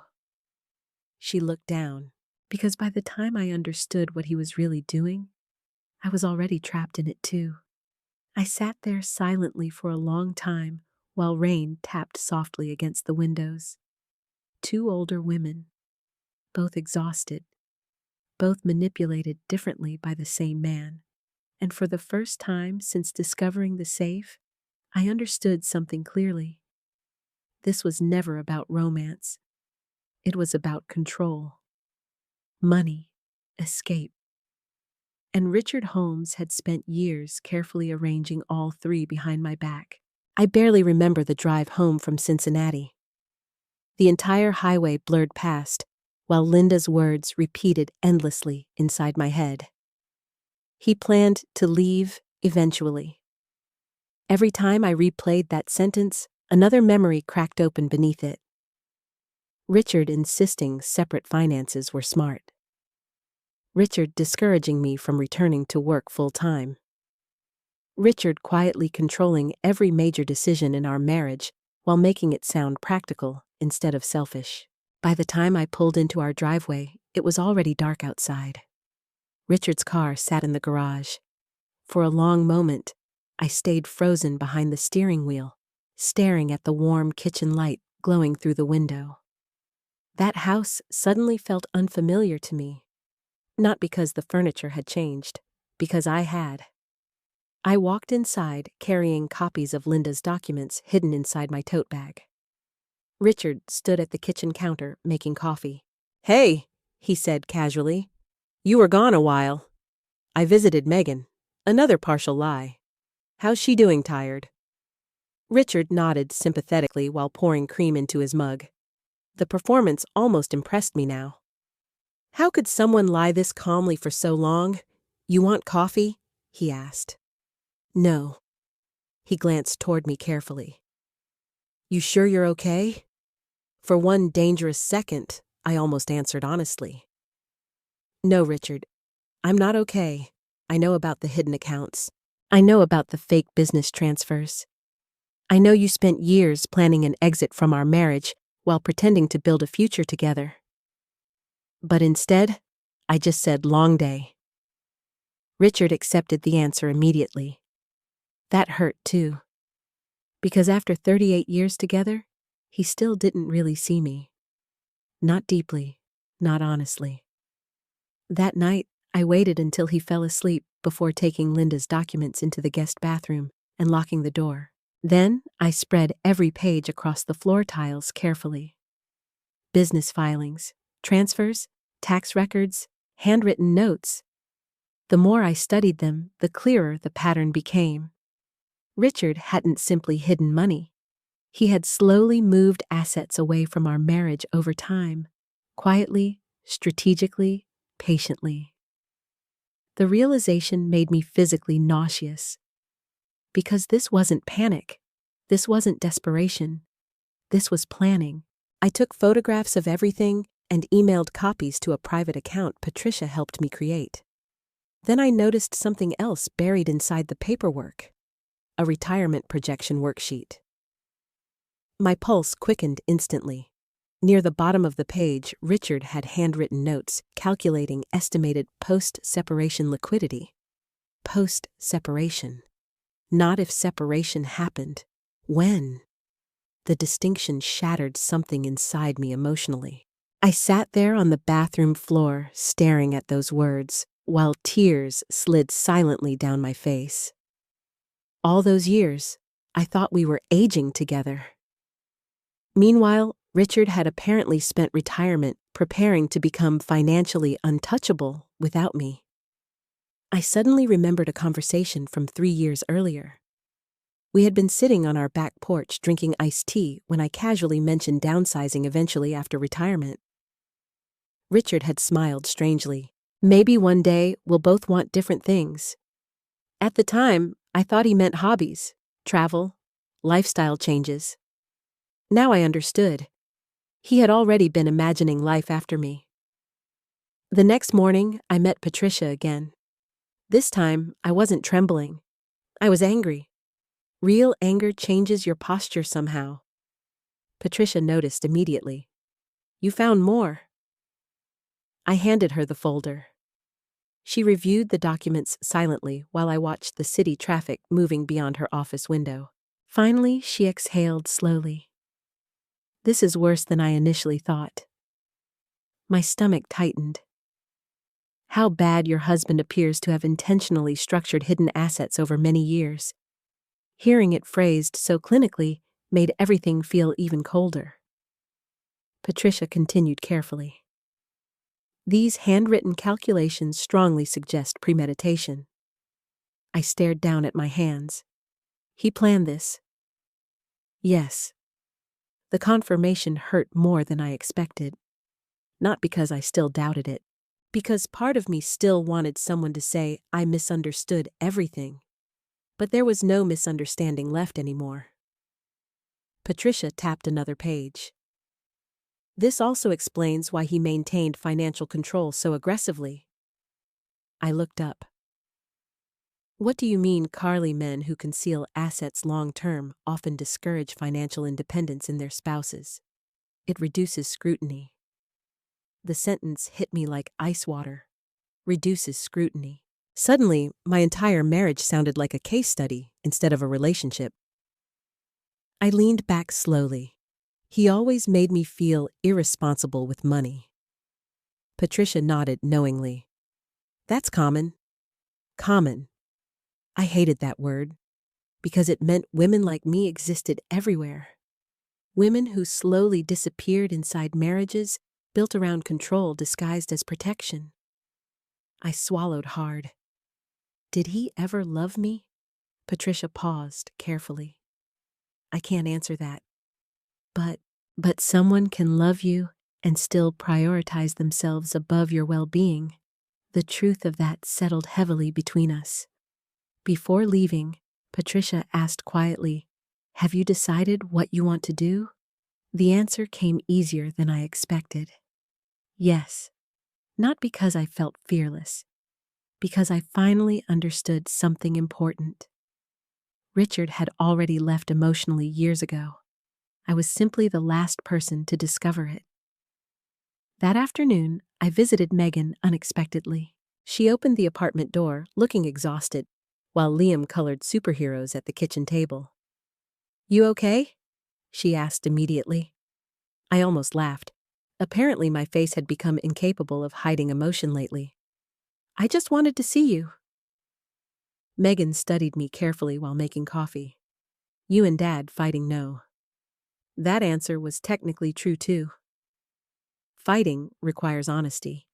We were far beyond that. Later, while Liam watched cartoons in the living room, Megan sat beside me quietly on the couch. Then suddenly, she said something that stunned me. "You know, growing up I always thought Dad treated you more like an employee than a wife." I turned toward her sharply. "What?" She shrugged uncomfortably. "I don't know how to explain it. Try." Megan hesitated. "He respected you, but everything always revolved around his decisions, his money, his rules." The simplicity of her observation nearly took my breath away. "Because children see things adults spend years denying. I used to hate how careful you became around him," she admitted softly. I stared at her. "Careful, like you were always trying not to upset him."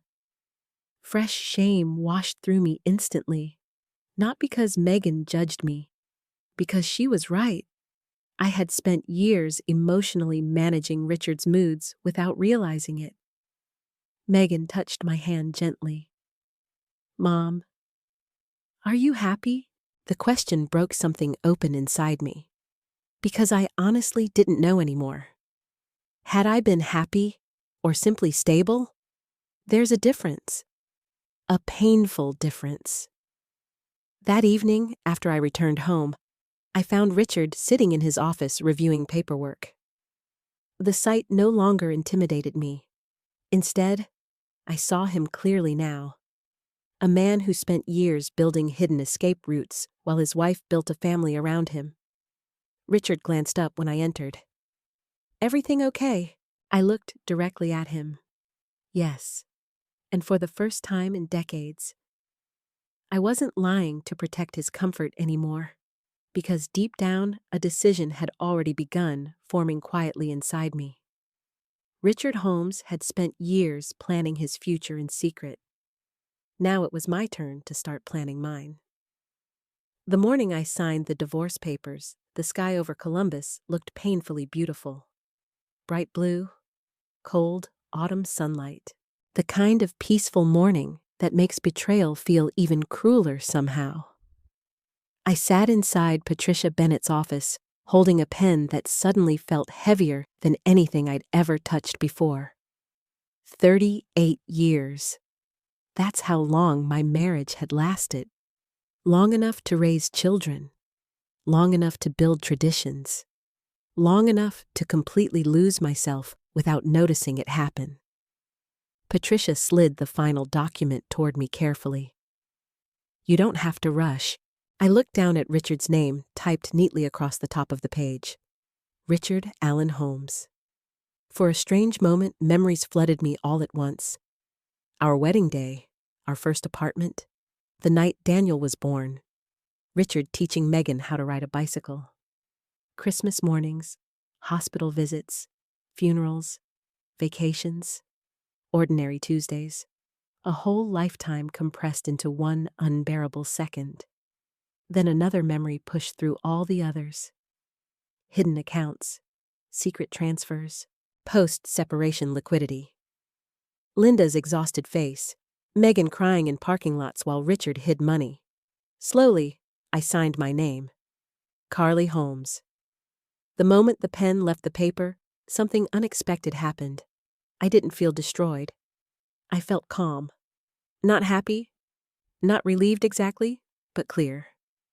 As if years of emotional fog had finally lifted.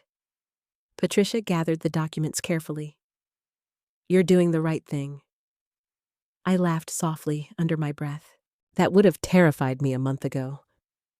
What changed? I thought about the answer for a long moment.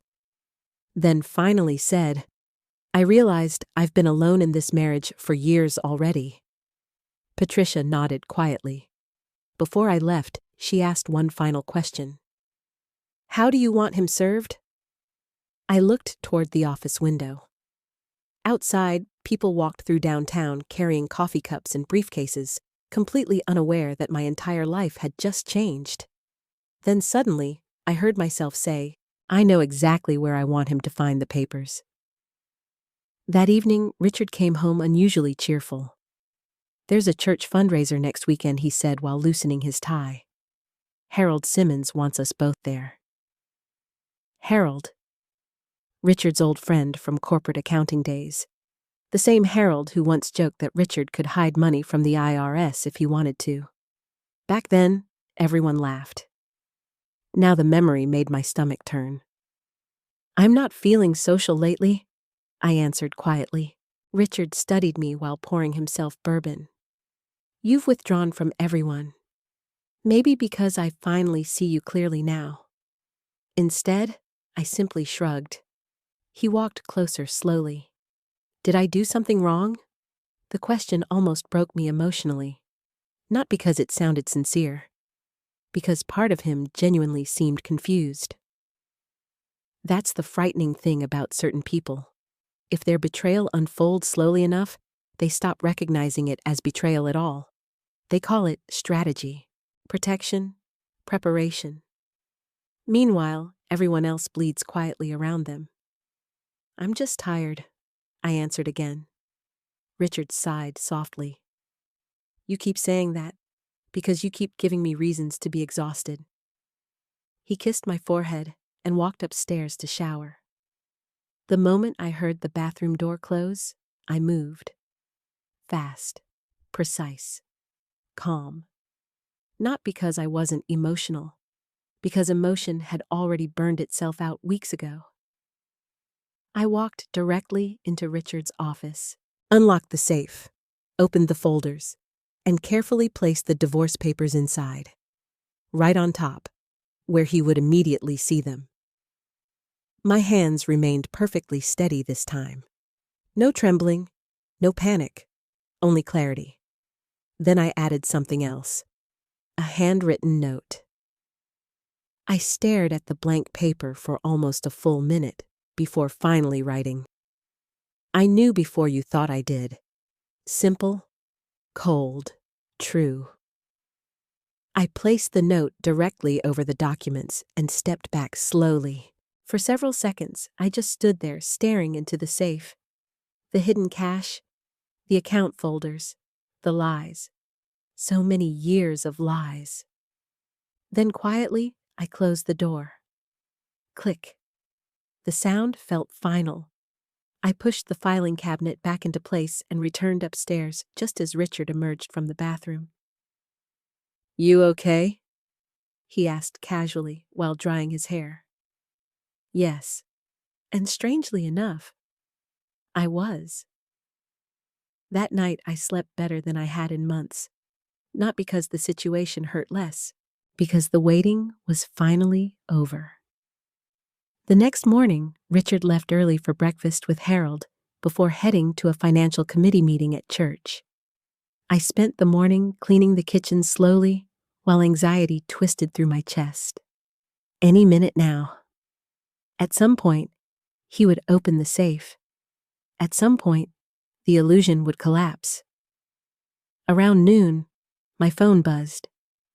Patricia, everything in place. Yes. You sure you want to do it this way? I looked toward Richard's office. He hid his real life in that safe. Patricia stayed quiet, so he can find the truth there too.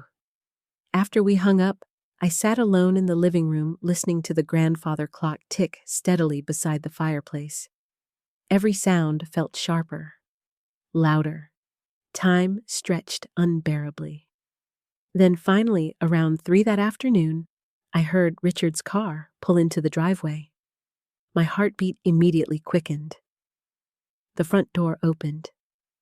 Carly, in here? Richard walked through the living room carrying paperwork from church. He looked completely normal.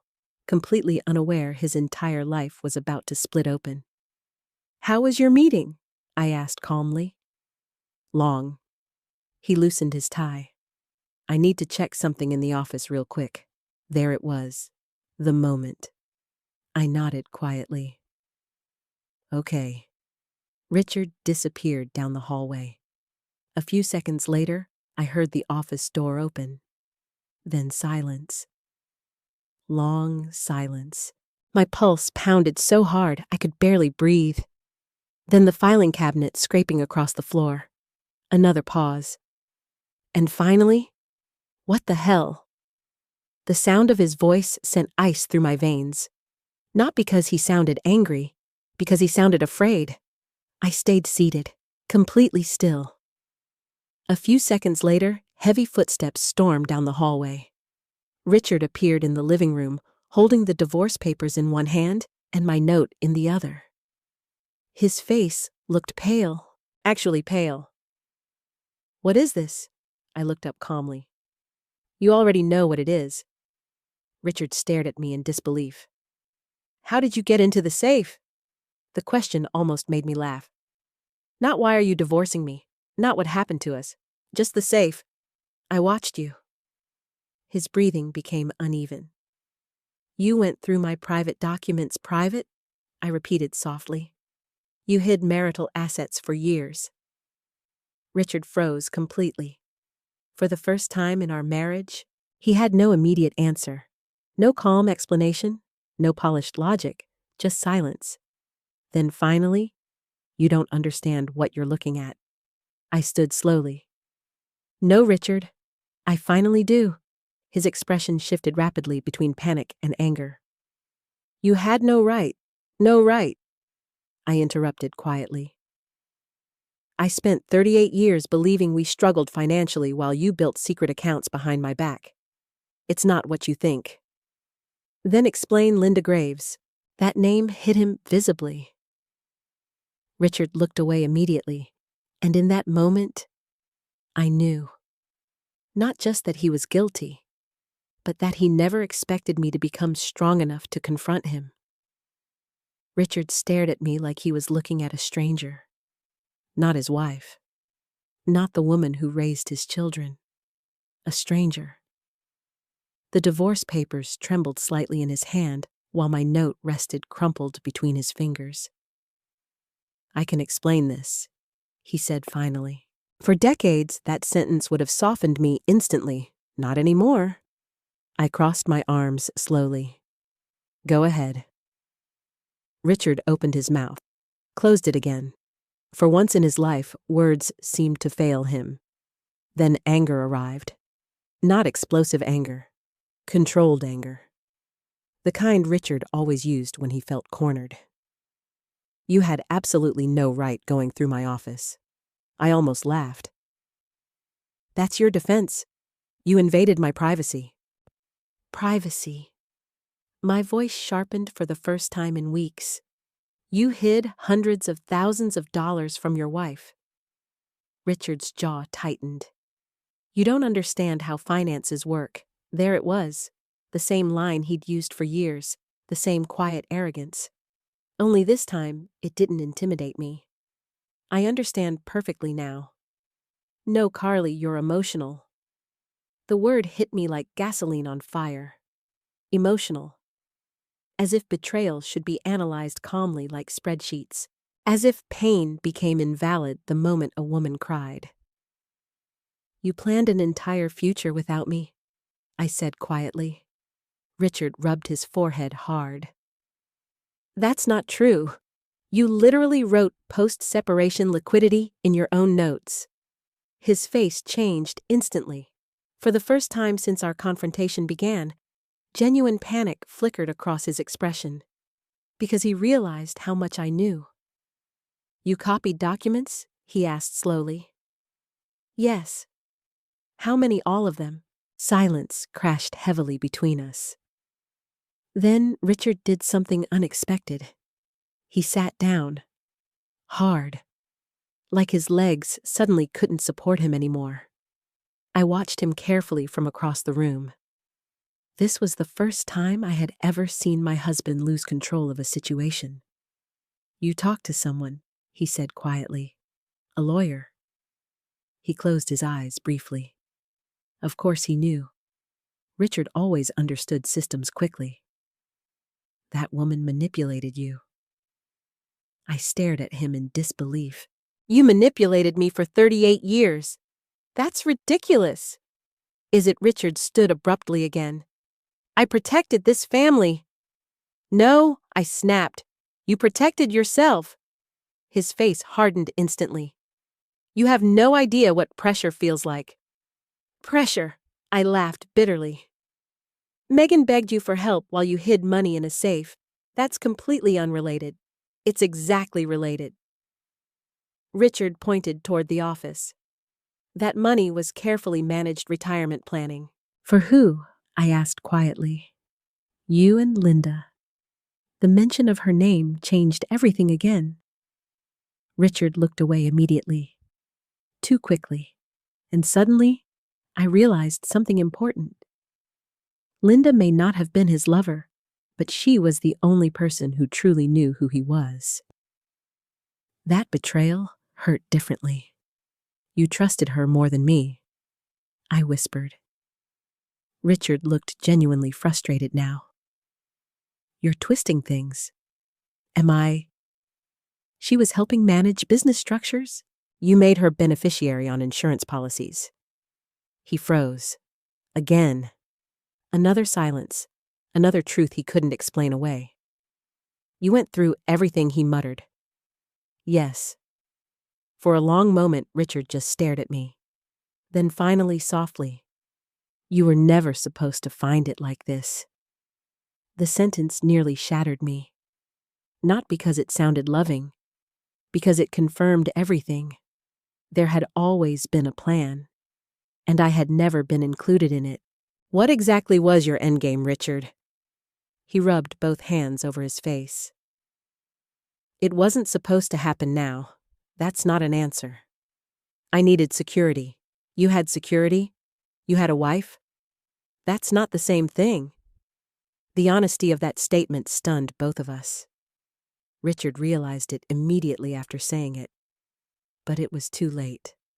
Something cold settled permanently inside me then. Because after weeks of uncovering lies, I finally heard the truth plainly. I was never Richard's partner.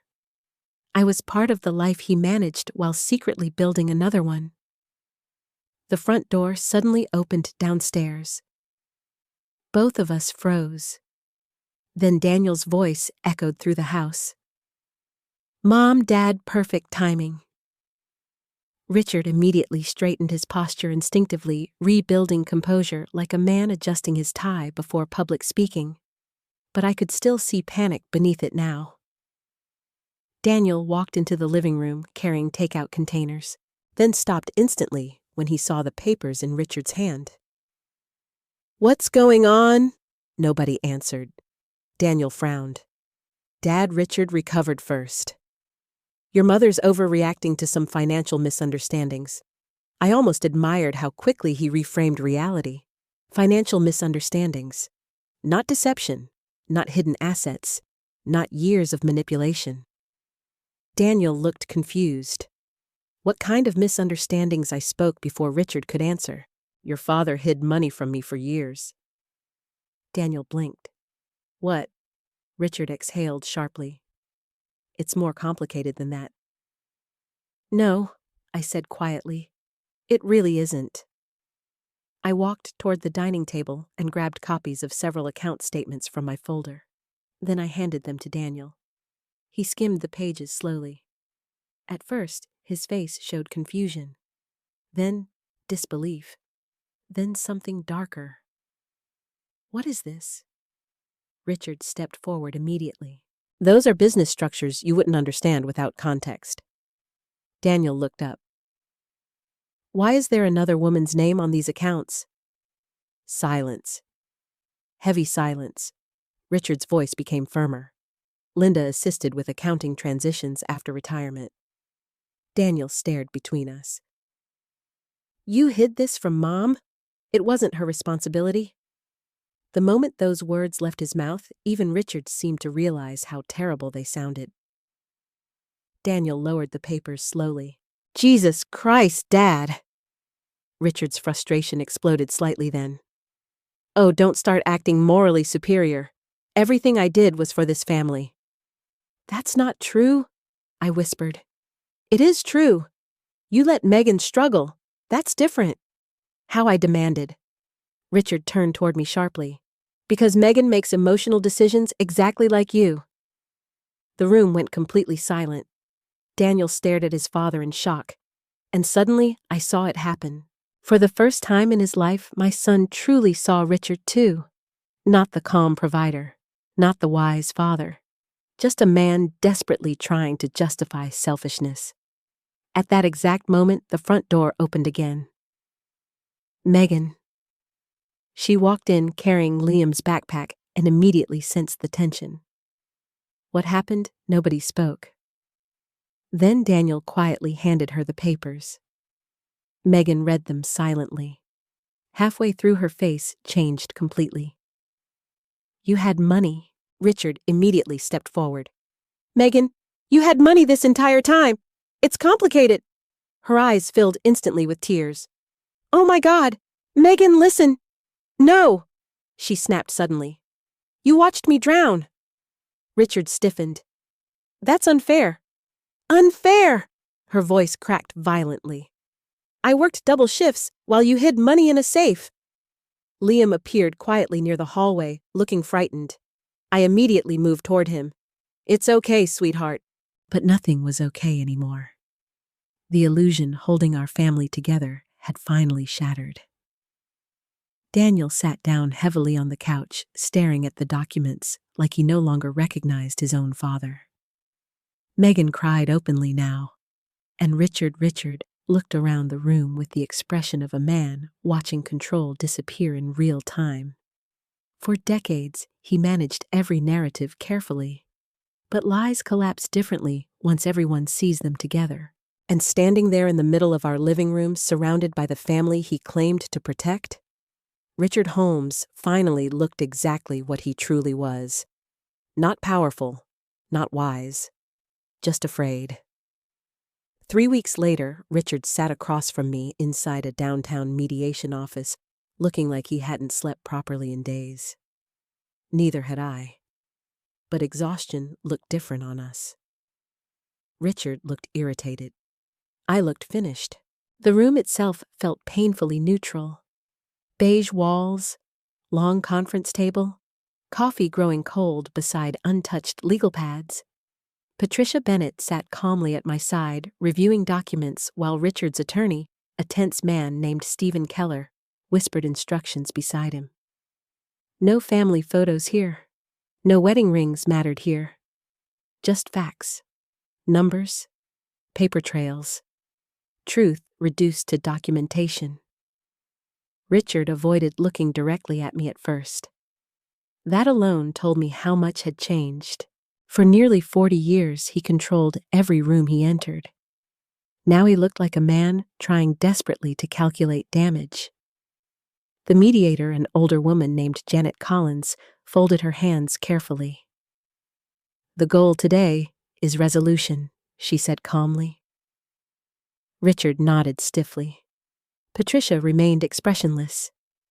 I simply sat quietly watching the man I once trusted more than anyone in the world. Janet turned toward Richard first. "Mr. Holmes, your attorney, indicated there may have been financial misunderstandings within the marriage." Patricia almost smiled beside me. Financial misunderstandings. Everyone kept trying to soften betrayal with polite language. Richard cleared his throat. "I handled our finances throughout the marriage. Some investments were structured separately for tax purposes." Patricia immediately slid several documents across the table. These tax structures included concealed marital assets transferred over approximately 11 years. Richard's jaw tightened. Stephen quickly interrupted. "We dispute the characterization of concealment." Patricia remained calm. "Then perhaps you can explain why Mrs. Holmes was excluded from account access beneficiary information and associated properties. Silence. Richard shifted uncomfortably. The mediator studied the documents carefully. These accounts total substantial amounts. Substantial. Another polite word. Patricia opened another folder. We also have evidence of intentional planning regarding post-separation asset protection. Richard looked sharply toward me. Not angry, wounded, as if he still couldn't believe I actually fought back. That expression almost hurt more than the lies themselves. Because deep down, Richard truly believed I would remain quiet forever. Patricia slid the handwritten retirement notes across the table. Janet adjusted her glasses while reading silently. Then she looked directly at Richard. Did you write this? A long pause. Yes. And what exactly did you mean by post-separation liquidity? Richard exhaled heavily. I was preparing for possible future instability. The answer sounded so coldly corporate that even Stephen looked uncomfortable. Patricia leaned forward slightly. You mean divorce? Richard's silence answered for him. I expected to feel rage hearing him cornered like this. Instead, I mostly felt tired. Tired of excuses. Tired of manipulation. Tired of watching him search for language clever enough to erase years of dishonesty. Janet turned toward me gently. Mrs. Holmes, what outcome are you seeking today? The question surprised me. Because a month ago, my answer would have been emotional. I want justice. I want him to hurt the way I hurt. But sitting there now, I realized something important. I no longer needed revenge. I needed peace. I want fairness, I said quietly. Richard looked down immediately. That reaction mattered more than words. Because somewhere deep inside, even he knew fairness was the one thing he never intended to give me. Patricia continued presenting evidence methodically after that. Transfer records, hidden accounts, joint filings connected to Linda Graves, retirement planning notes, property ownership. The more documentation appeared, the quieter Richard became. Until finally, Janet asked the question everyone had avoided all morning. Who is Linda Graves exactly? Richard rubbed both hands over his face slowly. An administrative associate from consulting work. Patricia slid another folder forward immediately. Ms. Graves is also prepared to provide testimony regarding the hidden asset arrangements. Richard's head snapped upward. She what? Patricia's voice remained calm. She cooperated fully. I watched genuine panic move across Richard's face for the first time. Not frustration, not annoyance, fear. Because Linda had been the one person helping him maintain the illusion. Now even that protection was gone. Stephen leaned toward Richard, whispering urgently. But Richard barely listened anymore. He looked exhausted suddenly. Old. For years I imagined this confrontation would feel triumphant. Instead, it felt sad. Because beneath all the anger and betrayal sat one unavoidable truth. I had loved this man once. Deeply. And now we sat across from each other, discussing our marriage like a failed business contract. Patricia spoke again. Mrs. Holmes sacrificed career advancement and financial independence throughout the marriage under repeated representations that finances were limited. Janet nodded thoughtfully. That creates significant equity concerns. Richard suddenly spoke sharply. I worked my entire life for this family. I looked at him calmly, and I gave my entire life to it. The room fell silent immediately, because both statements were true.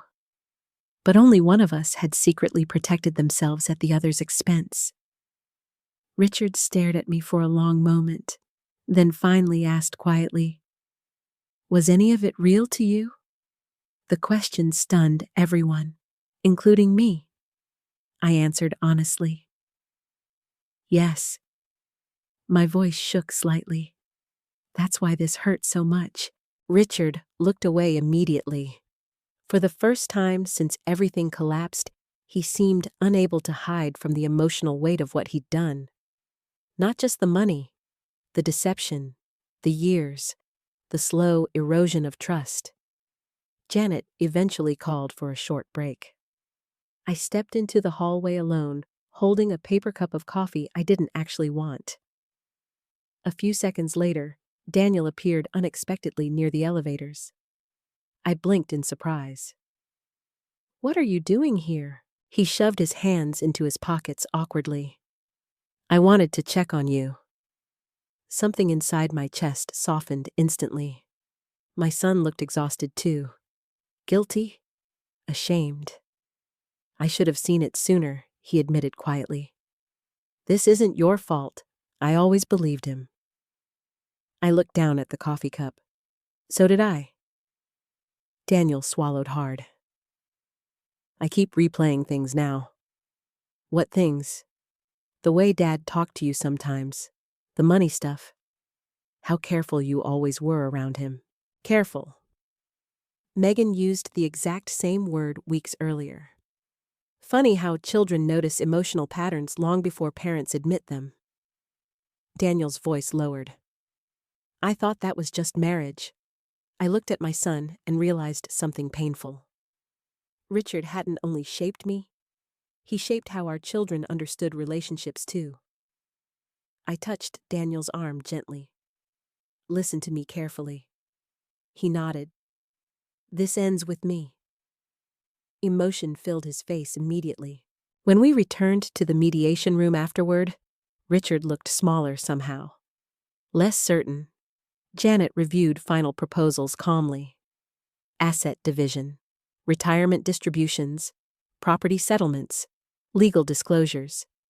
Patricia negotiated firmly beside me while Richard mostly stayed quiet. Then finally, after hours of tension, Stephen leaned toward his client one last time. Richard listened silently, then nodded slowly. Defeated. "I'll agree," he said quietly.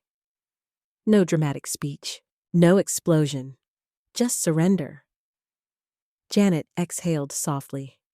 "Then we have a framework for settlement." I looked across the table at Richard one final time. He seemed ready to say something. Maybe apologize, maybe explain. But in the end, he simply stared at me with the expression of a man realizing too late that the person he underestimated had finally stopped being afraid. And strangely enough, that became the real ending of our marriage. Not the hidden money, not the divorce papers. The moment I no longer needed his approval to survive. 6 months after the divorce was finalized, I stood barefoot in my tiny backyard holding a watering hose, while sunlight spilled across rows of newly planted lavender. The air smelled like fresh soil and spring rain.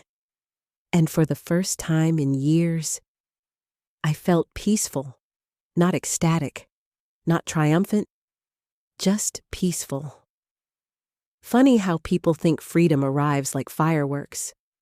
For me, it arrived quietly, in small moments, making coffee in a kitchen where nobody criticized how much I spent on groceries, buying flowers simply because I liked them, opening my own bank account without fear, sleeping through the night without wondering what secrets waited behind locked doors. After the settlement, I moved into a small one-story home about 15 minutes from Megan's apartment. Nothing extravagant.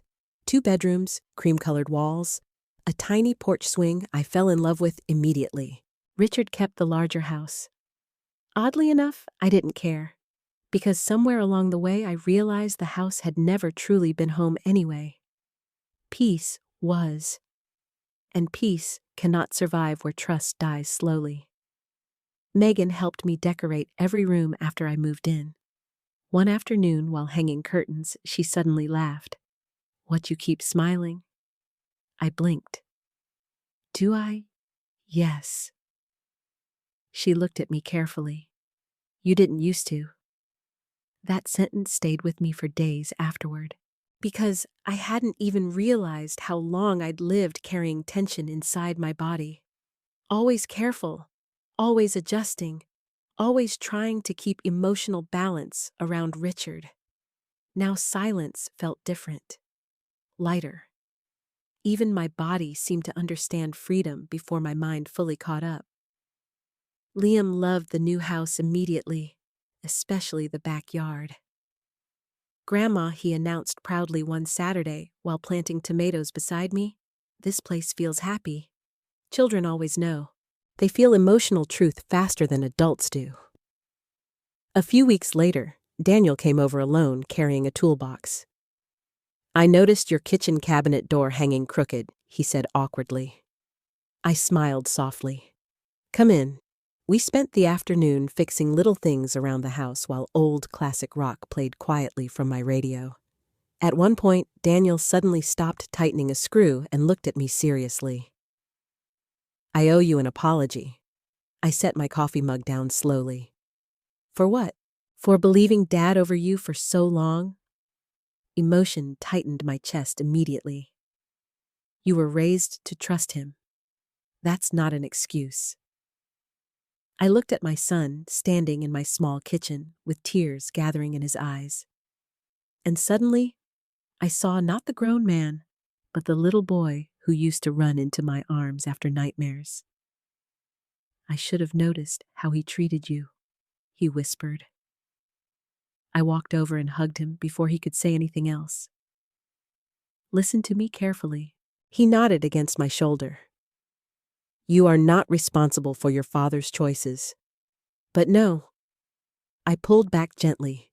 "The best thing you can do now is build something healthier in your own life." Daniel cried quietly after that. So did I.